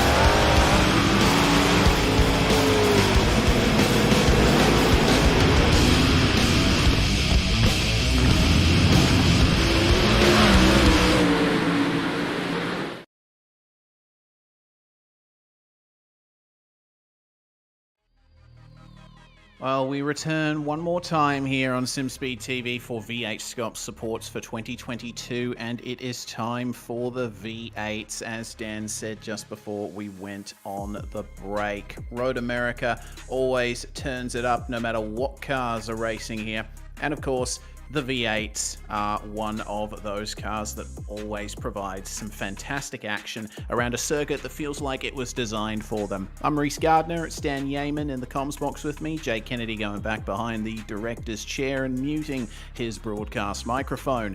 Let's see then what we can do here for the final race of Logitech G V8SCOPS Supports for 2022. Dan, this is going to be a fun one for sure. Yeah, I mean, we've had some good racing so far, for the most part, across the flat sixes and the 2 Litre Tourers this evening. One would hope, therefore, it all shapes up to come down to this race as the finale of them all, and being a good option here as we check out the championship standings in this one for the V8s tonight. And, well, there is somewhat of a championship fight on between the Jinx Shifters 1-2 duo there at the top of the table, but the gap is 78 points, and realistically that is quite a large gap as the points standings go in this series, and so much so that, well, it's going to require Aaron Gilbert crashing out of the race and not getting to the 75% marker required to score points with the 15 cars currently in attendance at this stage. So that is how it's going to play out there. And given Aaron Gilbert and Henry King, both their performances this season have generally been really consistent and near on faultless, barring a few minor mishaps, I think it's going to have to be something very special in, well, the worst way though, mind you, for things to change up the top of the order there, Reese. Yeah, seems that way. The Jinx Shifters guys have been far and away the most consistent competitors over this season, and we are expecting more of the same here tonight just to wrap things up. We'll see whether or not Aaron Gilbert can hold on and secure that championship title, or if he has a bad night and Henry King can come through as well. On board here with Daniel Stevens on the Zoom feed, he's added a little couple more bells and whistles, not just his sponsor logos, but a heart rate monitor as well. Really gives you a perspective as to how much you go through when you're racing, even in the sim. Heart rate almost consistently over 100 beats per minute. Yep, it's been a case of being able to check out the stuff that Dan has on the stream, but now we get a chance to see a little something extra, such as how he's going out there on track in terms of how he's responding, without simply it being a case of Dan just responding with hand gestures and the like that we get a chance to see, because he often likes to listen to us in the background from time to time. But there is the end of the practice session, and now we can walk our way through the grid here. This final race of the V8s, and well, it's going to be P1 for Aaron Gilbert, starting exactly where he needs to when it comes to being able to consolidate the championship here tonight, and to shared on the front row by Gavin Cox. Bobby Jovanovic, new to the racing action tonight, I believe, going to start at a P3. Brett O'Keefe in 4th. Darryl Hockey, another driver new tonight, in 5th. And then we finally get to Henry King, unexpectedly down in P6 tonight there, which will make his life a little bit harder, having to work through a couple of drivers there. Stead Miller and Lindsay Hobbs to share row number 4, ahead of Anthony Green and Peter Sattler to round out your top 10. Daniel Stevens, Lance Childs to start on row 6. And then we'll have Scott Stevens and Cruz Mason to round out our 14 cars taking to the grid here tonight. The revs have risen. One final time at Road America on the grid. We get the green from Barney. We're away for the final race of the year, but it's an absolute shocker of a start. The 089 Johanovic is going to drop back several spots in the process, and it might even be Gavin Cox to lead us to turn 1 here on the outside race. Indeed. Got a much better start than Aaron Gilbert did. Back. Oh, 3 wide on the way into the corner, and that is off the circuit, unfortunately, for Bobby Jovanovic. That is a poor start that has turned into a trip through the sandpit for Bobby. Big shame there. Hopefully he'll be able to recover. It is on for the lead meanwhile. Great exit from turn 3 for Aaron Gilbert. He's going to draw alongside Gavin Cox on the back stretch, and let's see who's bravest on the brakes. Gilbert's on the racing line, but Cox has the inside for turn 5, and it looks like he might just protect it, but Gilbert picks up the throttle nicely around the outside. He's going to try and push this. The track levels out here, so it's hard to go around the outside here, but Gilbert is going to do it. A little bit of a wiggle from him, though. He manages to secure the lead. They've lost some time, though, to Henry King, who has got a fantastic start and is up to 3rd. Cutting his way through like a knife in hot butter as that number 2 HJR car. He actually had a chat to Henry before we went live with everything this evening, and basically the way he said it was, well, we didn't broadcast last night's race, unfortunately, due to some last-minute issues, and as a result, it seems that every time, times that that's happened this year, it's not gone well for him. And, well, in saying that, P6 is the measure of not gone well for him, as that's several cars dipping wheels of dirt there. The last of them was Cruz Mason back in the number 43 machine, but they've all carried on, and no one is askew just yet. But that's Stead Miller deep, I think, or is that Brett O'Keefe? No, I'm told that this Stead Miller, and indeed drops back in behind Peter Sattler in 9th there, the 024. That's how much a little locked wheel can cost you here. As the end of lap 1, which was a lot of locked wheels at the final turn there. Ready to settle, upset some momentum there as we jump on board with Dan Stevens, who has charged up 6 spots to P5, and his heart is beating almost just as quick as he is going right now. Yeah, that's about the BPM of a trance track. So yeah, if you want to know what certain dance music is like, that's about as quick as it goes. Past just behind him is that looks like Scott Stevens making his way past Lindsay Hobbs, and then up the inside of Hobbs comes Pete Sattler. Let's see if he can get it done. Lock up behind as well from Cruz Mason, who's done a good job of making his way through the field. Look at this fight here. This is pretty incredible. Lindsay is going to have to defend here from 2 cars at once. And is Stead Miller going to be brave here and try up the inside? No, he's not. Pete Sattler manages to get ahead of him in the braking zone. Runs wide through turn 5, though. That might give half a chance to Stead, but Lindsay Hobbs crucially has broken free of that melee, and Daniel Stevens has just passed Henry King, and looks like King's passing him back. This is interesting. Bit of a fun fight here as Daniel tries to go up the inside here of second place in the championship. King with the inside for the carousel. Will he be able to keep that position away from the number 3? Almost joint most positions gained with Scott Stevens is Daniel Stevens, 7 each, and try and keep it on the track if you want to keep that going, mate. He's pushing the limits, as so God. is Brett O'Keefe ahead. Stevens also wide through the King, will yield to Henry King. While we've been looking at the mid-pack, I said he was up to P3 already, but Brett O'Keefe's come from somewhere out nowhere, gotten to P3, and now because of Stevens and Henry King fighting, is cleared out relative to Henry King, who's now dropped 4 seconds off the race lead, despite being almost within 1.5, I'd say, at the end of lap 1. So, bit of a backward slide here on this lap in particular. Lock-up indeed for Dan Stevens will open the door to Scott Stevens to have a run up the inside in the 51 machine. As you see, our first taking to the pit lane is Lindsay Hobbs, followed in by Stead Miller there, out of position number, I believe that was about 9th or so. Well, Scott Stevens very quickly shuts the door on Daniel Stevens. Oh, and up the inside. Oh no, the 2 Stevenses make contact, and Scott Stevens is sent off into the gravel trap, sorry. Stevens with a PH versus Steven with a V, and it was a V for very aggressive on the inside for Daniel Stevens. It was there. We'll see what Astor thinks of that one there. Whether enough overlap had been made, and whether Stevens also was going to get it pulled up and turned in. While that's all been happening, checking out our fight for the front of the field, because Gavin Cox is keeping Aaron Gilbert honest so far in the opening couple of laps, which we haven't seen a huge amount this season. And again, talking to the strength of the draft here, potentially. Then again, it could also be a case of Gilbert just checking off the boxes and happy to run here without putting too much pressure on himself, as these laps will tick by bit by bit here. Could be a case of both. I mean, it could be a case of middle finger drivers feeling comfortable and confident here at Road America 2. They've been there or thereabouts, just missing maybe the last 10% that some of the tracks have been to this year versus the Duke Shifters race. Yeah, it seemed that way as Gavin Cox once again pushing a bit beyond the limits there in his pursuit of Aaron Gilbert.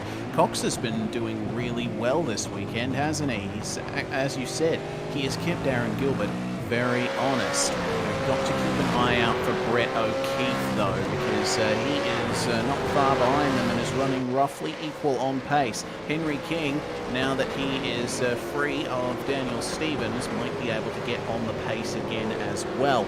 And remember, we still have the mandatory pit stop coming up for most of these drivers. Meanwhile, Anthony Green and Scott Stevens together on track, battling for 10th. Of course, Scott Stevens is having some issues there through the last corner. And he manages to gather it up, but that's very unfortunate there for Scotty, long-time teammate of mine. And I think he'll be feeling a bit frustrated as a result of how this race has gone for him. So it looks like he's wasted no time in getting into the pits as well. So Scott Stevens becomes our 4th hitter of the race so far. Well, here comes that risk-reward balance. Do you push on these opening laps and risk burning up this set of tyres and therefore require you to play conservative later, or we try and balance things out a little bit here so that we've got a little bit more to work with in the second half of the race. We've seen one heck of a dive from Daryl Hockey on Peter Sattler at turn 5. He actually does get it pulled up, and Sattler nowhere near close enough to respond to the move. Have a look at this one here on the VRS replay, because it looked like it came from quite a ways back when I picked it up. Yeah, driving very similar looking cars here, and it does look like it was very deep there from Daryl Hockey, but as you say, he managed to pull it up. I think Peter might have been a bit surprised there by Daryl Hockey making his way through. Hockey, it seemed, was a little bit lighter on the brakes into turn 5, but we're right on board with the Frog Elite car of Lance Childs, who is behind this this pair of Simagic liveried machines, and rapidly closing in on Pete Sattler, who catches the grass on the way into the kink. He might catch the grass on the exit, no, but his run down the back stretch is ruined, and that's going to potentially allow Lance through. Just enough room given and not a millimetre more. He's ahead into the braking zone. Lance Childs is through, but for how long? Loses the rear end through Canada Corner, and that allows Peter Sattler right back through. Yeah, that's the risk you take with moving into Canada Corner. These cars are obviously pretty unwieldy, and you need to make sure you're hitting your marks very precisely so you don't go flying past and wobbling off onto the dirt. Several take this to the lane. I think it's Henry King and Daniel Stevens both, it is indeed. So out of 4th and 5th they will come. And only 4 laps on that set of tyres. So they're going to have to manage this second set a little longer. As you see on board here with Stevens. Takes heart indeed. As we indeed point to the heart rate monitor top right of the web zoom cam feed, has come down a couple of beats there, although interestingly picks back up a couple of beats again as he comes on the jacks, getting ready to drop off and get back to racing in a couple of seconds time. Indeed, back out on the track. Oh, hello. Watch Daniel Stevens as his teammate Gavin Cox tries up the inside of Aaron Gilbert at turn 5. It does not work. Got close though, and he's trying at 6. Oh my God. Almost.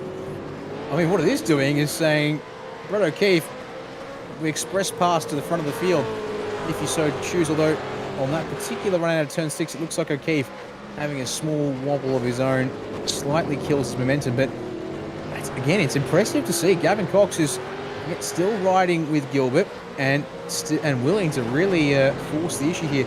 Obviously a bit of a gambit given that obviously anything goes wrong for Gilbert, and that could be a disaster championship-wise, as out of the pits have come King and Stevens. Same order, almost the same gap. As King! Almost loses the rear. Gets it back up at 45, but he'll lose the place to the number 3 machine. And then has got to deal with some rather heated rear tyres to boot here through this next couple of turns. All right, well then, Henry, let's see what you can do here from here on out. Down through Hurry Downs, and Carousel is up next. He's really struggling with that rear as we check out Lindsay Hobbs and Stead Miller briefly. Through the Carousel they come, and there's a lot of rubber that's been laid down here. Checking back in with our leaders. It looks like Gavin Cox has lost out a little bit to Aaron Gilbert in the second half of that lap. Had one heck of a go in the first couple of sectors, but he's dropped off a little, and that means that our top 3 are now reasonably the same distance apart. Brett O'Keefe, currently fastest car on track, 207.3 versus 208.2 for Cox, 207.78 for Aaron Gilbert. Check this out, meanwhile. Lance Childs still trying to get past Pete Sattler for 5th. Yeah, going on a bit lock and wide from Sattler through turn 3, but Childs does not get the run through the middle of the turn there, so that causes him to have to abort any run down to turn 5. He's going to jump on another one of the VRS replays to have another look at this moment here. So you see actually the 575 Daryl Hockey has a bit of a lock, then Sattler locks, and then Childs actually loses the rear. Thinking maybe try and pull it up and get on the inside of Sattler there as we go on board and see that little wobble here on the entry. Whoop. Nice bit of correction there from Childs, but yeah, kills all momentum for the run down to turn 5 as back to light pitches. And here we go, Dan Stevens under pressure again from Henry King. So King putting his foot back through the firewall to get on past the middle finger number 3, but inside for turn 5 is Stevens's. And here we come on the brakes, nose ahead, has covered it off, but can King get the crisscross? He's over the apex curb so much that he's in the dirt on the inside of the corner there. That will mean the place is back in the hands of the number 3 for now. But for how long is now is the big question. These guys are already approaching the halfway mark of this race, and we still have plenty of racing to go. Of course, Dan Stevens and Henry King are leaders of the cars that have pitted, so there's plenty to think about in terms of that. Henry was able to fight his way up to 4th, so these guys may potentially be fighting for a podium position, as there is a big move. Our top 3 all in the lane, followed by Daryl Hockey. Pete Sattler, meanwhile, stays out. Lance Childs goes into the pits. What will Cruz Mason and Anthony Green do? Looks like Mason is going to jump in. Anthony Green is going to stay out. So that leaves Sattler and Green, our last 2 cars, yet to pit. They'll take their tyres at least to the halfway mark of this one here. But what pays off? Obviously, undercuts in these cars quite powerful, given the cold, fresh tyre advantage. But depends on how hard you burn up your tyres. Is out of the pits. We come 1, 2, 3. Look how close O'Keefe is to Cox out of the lane. That was a lot closer than I was expecting, to be honest, there, given that he was a couple of seconds back. And they've closed a bit there on Aaron Gilbert in the stop for good measure as well. So excellent progress there by O'Keefe. He's how much has he picked up over in there? It's all, in fact, it's only half a second in the transit and the 10th at best in the stop, but somehow your top 3 have compressed all the way down to about a second and a half at most between these 3 here, at least net top 3 I should say. They're still obviously set 3rd, 4th, 5th on the road at this stage. Indeed, I was monitoring them in the pits, and it looks like O'Keefe dropped and started going at exactly the same time as Aaron Gilbert, and Cox was maybe a 10th or 2 slower getting going out of the box. So that has indeed compressed the top 3. They are still a reasonable distance ahead of Daniel Stevens and Henry King, who are now effective 4th and 5th, but a big lockup I just saw in the background there from Dan Stevens. That could make things a little bit complicated between himself and King, but that remains to be seen. Yeah, we'll see how these battles play out in the next laps, because there's all kinds of scrapping going, such as this group here, 9th on back, Stead Miller, Lindsay Hobbs, Lance Childs, and Bobby Jovanovic trying to get back, get the wheels back on the wagon, as it's a little too much apex curve from Hobbs. Will actually get the grass, sends Childs to the outside for the run to Canada corner. We've seen Childs make one attempt here under brakes. He's in deep. Has he got that pulled up? No, he has not got it pulled up. Once too deep up the inside, now too deep around the outside. Unfortunately, Childs struggling there a bit when it comes to hitting the marks in a racing close quarters situation, as Sattler is down to the lane at the end of lap 7, so he will split the race directly in 2. Anthony Green has stayed out for at least another lap more still, so that will be curious to watch. Is on board with Dan Stevens, looking back at Henry King. Turn 1 we come, but King will bail out of that move there, and Stevens not too worried about that one just yet anyways, at least. But surely move coming at turn 5, you'd think, if that's what we're seeing at turn 1. Yeah, and what we're seeing at turn 3 as well. Stevens locked up and went a little bit wide. Meanwhile, Sattler has made his way out of the lane. As you can see, he is just ahead of Lance Childs in 11th place. Out comes Henry King from the slipstream to try and get past Daniel Stevens. And down to turn 5 they'll come. Stevens a little bit deeper on the brakes, manages to avoid locking up this time, and will stay ahead for the time being. King is going to sit behind, and I think the next overtaking opportunity will probably be at Canada corner, because you can potentially go up the inside here at Hurry Downs, but you'd have to be very brave to do that. Here's a virtual racing school replay, meanwhile, as the action continues on track. This is just ahead of Lindsay Hobbs here. Big problem for Stead Miller, who goes slithering off the circuit at turn 5. He does, yeah, that's quite the loss of control there. As back to the top, well, pardon me, it looks like that's going to be King and Stevens, maybe. No, actually, pardon me, top 3, apologies. The net top 3 of Gilbert, Cox, and O'Keefe are still together, but Aaron Gilbert just edging that gap out at the front, and Brett O'Keefe just dropping back a bit as well from the rear of the 555. So top 3 net still together on the road. Anthony Green has stayed out one more lap again. So continuing to push this opening set of tyres. Will drop the fairways back in the process, but we'll see what that means for Green in terms of being able to get a bit of speed at the end of the race on fresher tyres. I'm also seeing, whilst all this has been happening, we've lost Cruz Mason from the server race. So unfortunately, number 43 will not be taking further part in this one, I would presume. Yeah, meanwhile, I just saw a big oversteer moment for Dan Stevens out of turn 1. And looks like he's almost doing the same out of turn 2 as well. The lead is still on. That's what we're looking at the moment with Gavin Cox and Aaron Gilbert. That's the effective race lead, I should highlight. These guys are actually racing for second on track. And oh, lock up for Gavin Cox. And meanwhile, Dan Stevens still manages to stay ahead of Henry King despite everything. That's just incredible to see that that number 3 has stayed ahead of the number 2. Sure is. Again, Stevens, the driver who has been the closest to fighting with the HJR cars for the most part this season, but really both the middle finger crew have stepped up to the plate for tonight. It's just a question of can they find the final couple of tenths to make something stick. I really feel that it's a case of we're seeing some strong suits, cars that are good in the slipstream and therefore really working in the straights, but maybe losing a little bit too much in the corners to make the benefit as these stints go on. As you can see here, gap between Cox and Gilbert there is about 0.6, half a second or so, as they then work their way down to Canada Corner. And it's just it needs to be obviously a couple of tenths closer so that you can set up the next straight line. Or you can then maybe make a move here. It's a game of maybes. Those Commodores tonight, just a little not so great in the twistier part of the mid sector of the lap, but doing good here through sectors 1 and 3.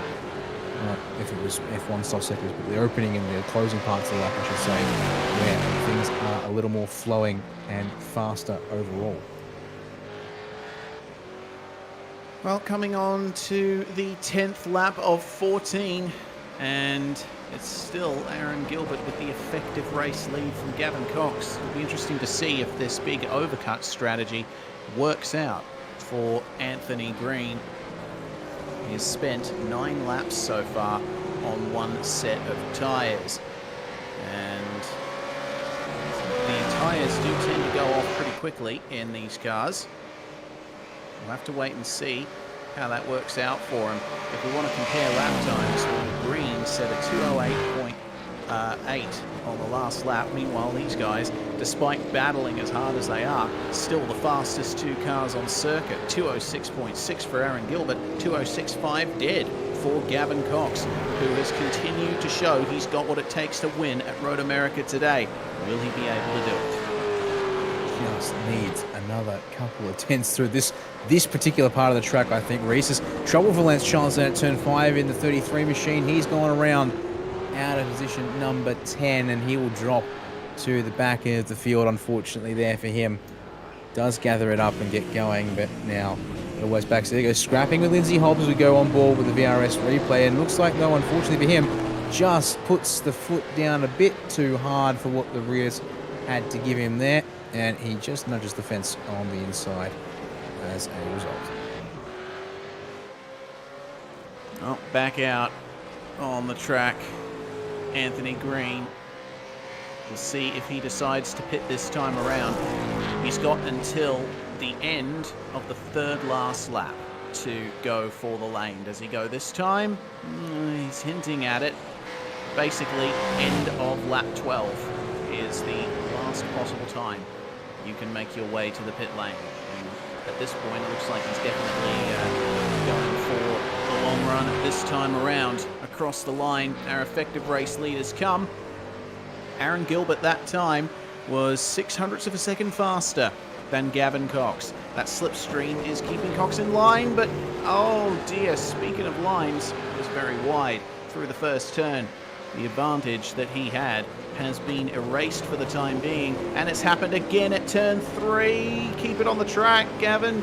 Oh, manages to only just, but that means he's outside of slipstream range now. He'll be under pressure from Brett O'Keefe, and Aaron Gilbert might start running away with this.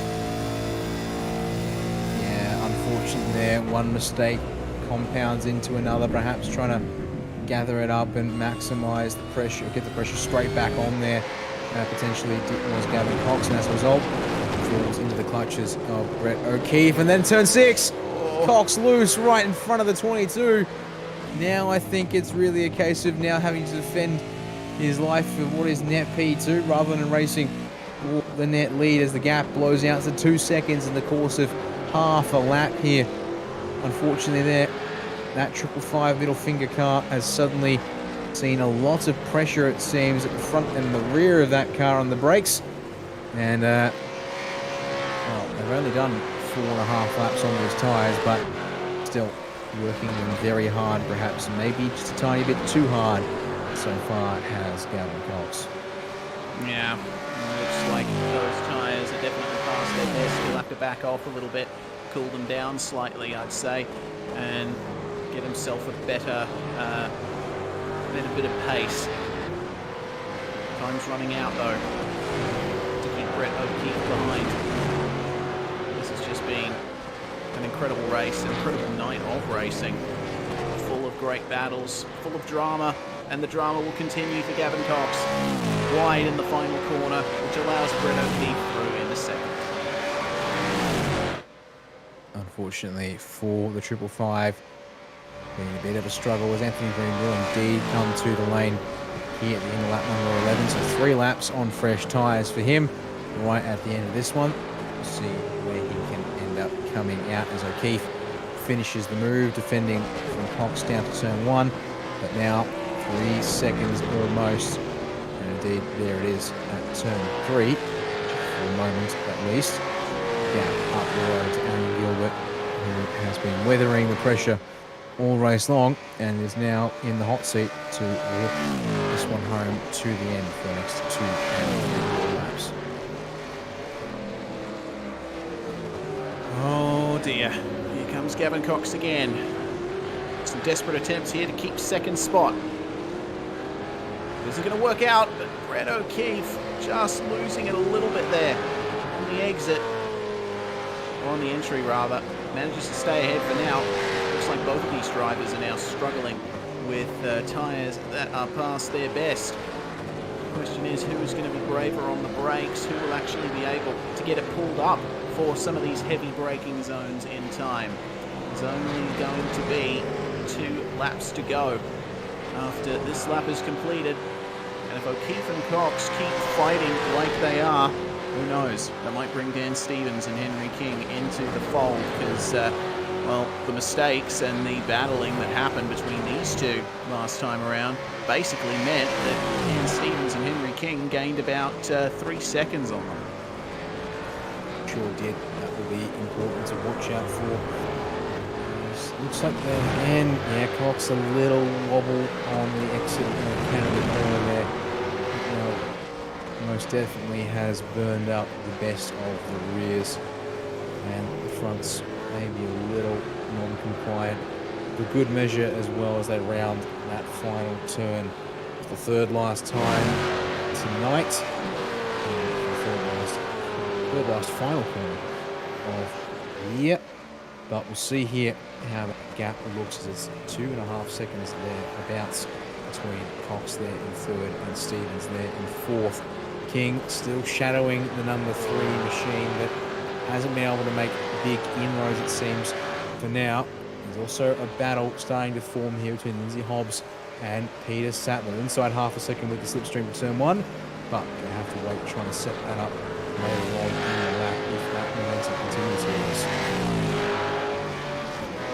Speaking of momentum, Peter Sattler is starting to gain some on Lindsay Hobbs.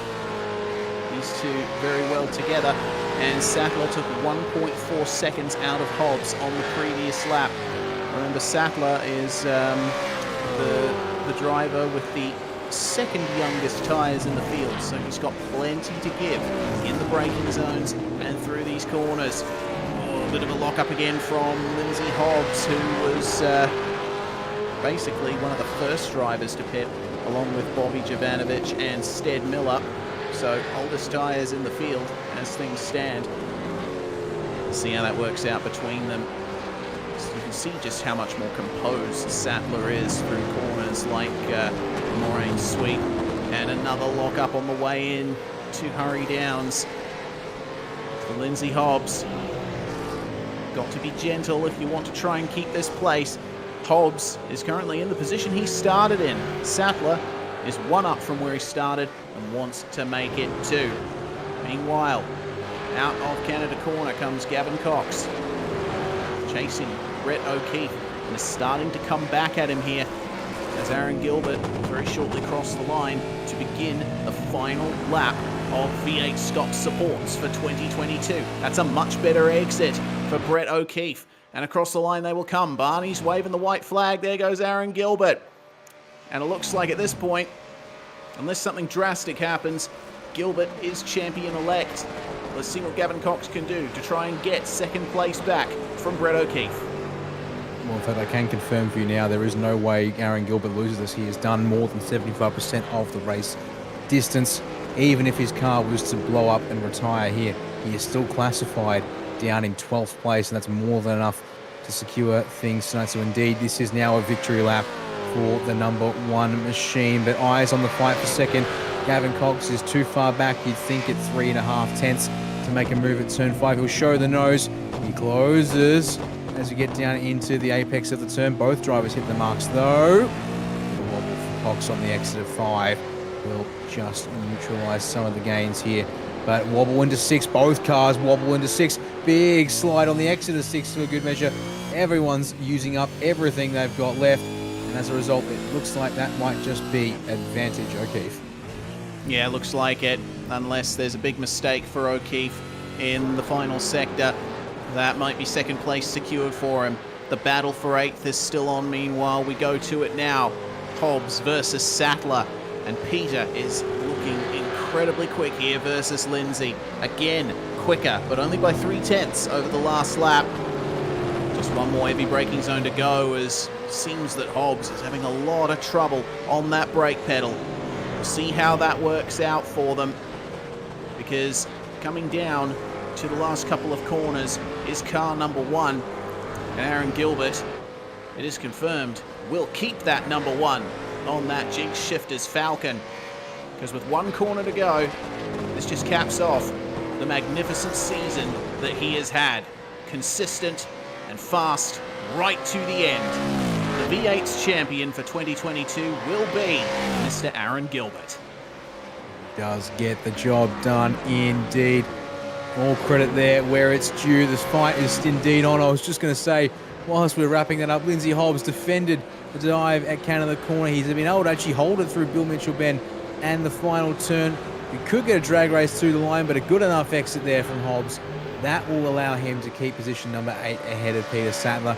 Even with it so up the hill, Sattler's going to pull out from behind Hobbs, but will not quite get to the rear bumper, let alone the front at the line.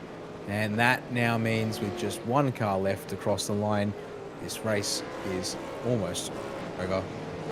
And make it over there and now. So O'Keefe comes up alongside, congratulating Gilbert there with a bit of a cruise by down to turn 5, the resident burnout spot here at Road America, if you're not going to be doing a full lap, that is. But well, we now take a chance to walk through these race results to conclude the Logitech G V8SCOPS Support Series calendar for 2022 across all of the categories this year. And as you said, topping off a championship win with the final race win of the round, for making it a clean sweep here at Road America to boot, Reese, with 1s all around for Aaron Gilbert there. 2.2 seconds clear of Brett O'Keefe in the 22 machine. Gavin Cox, a strong race for the most part there, unfortunately fading slightly at the end to P3.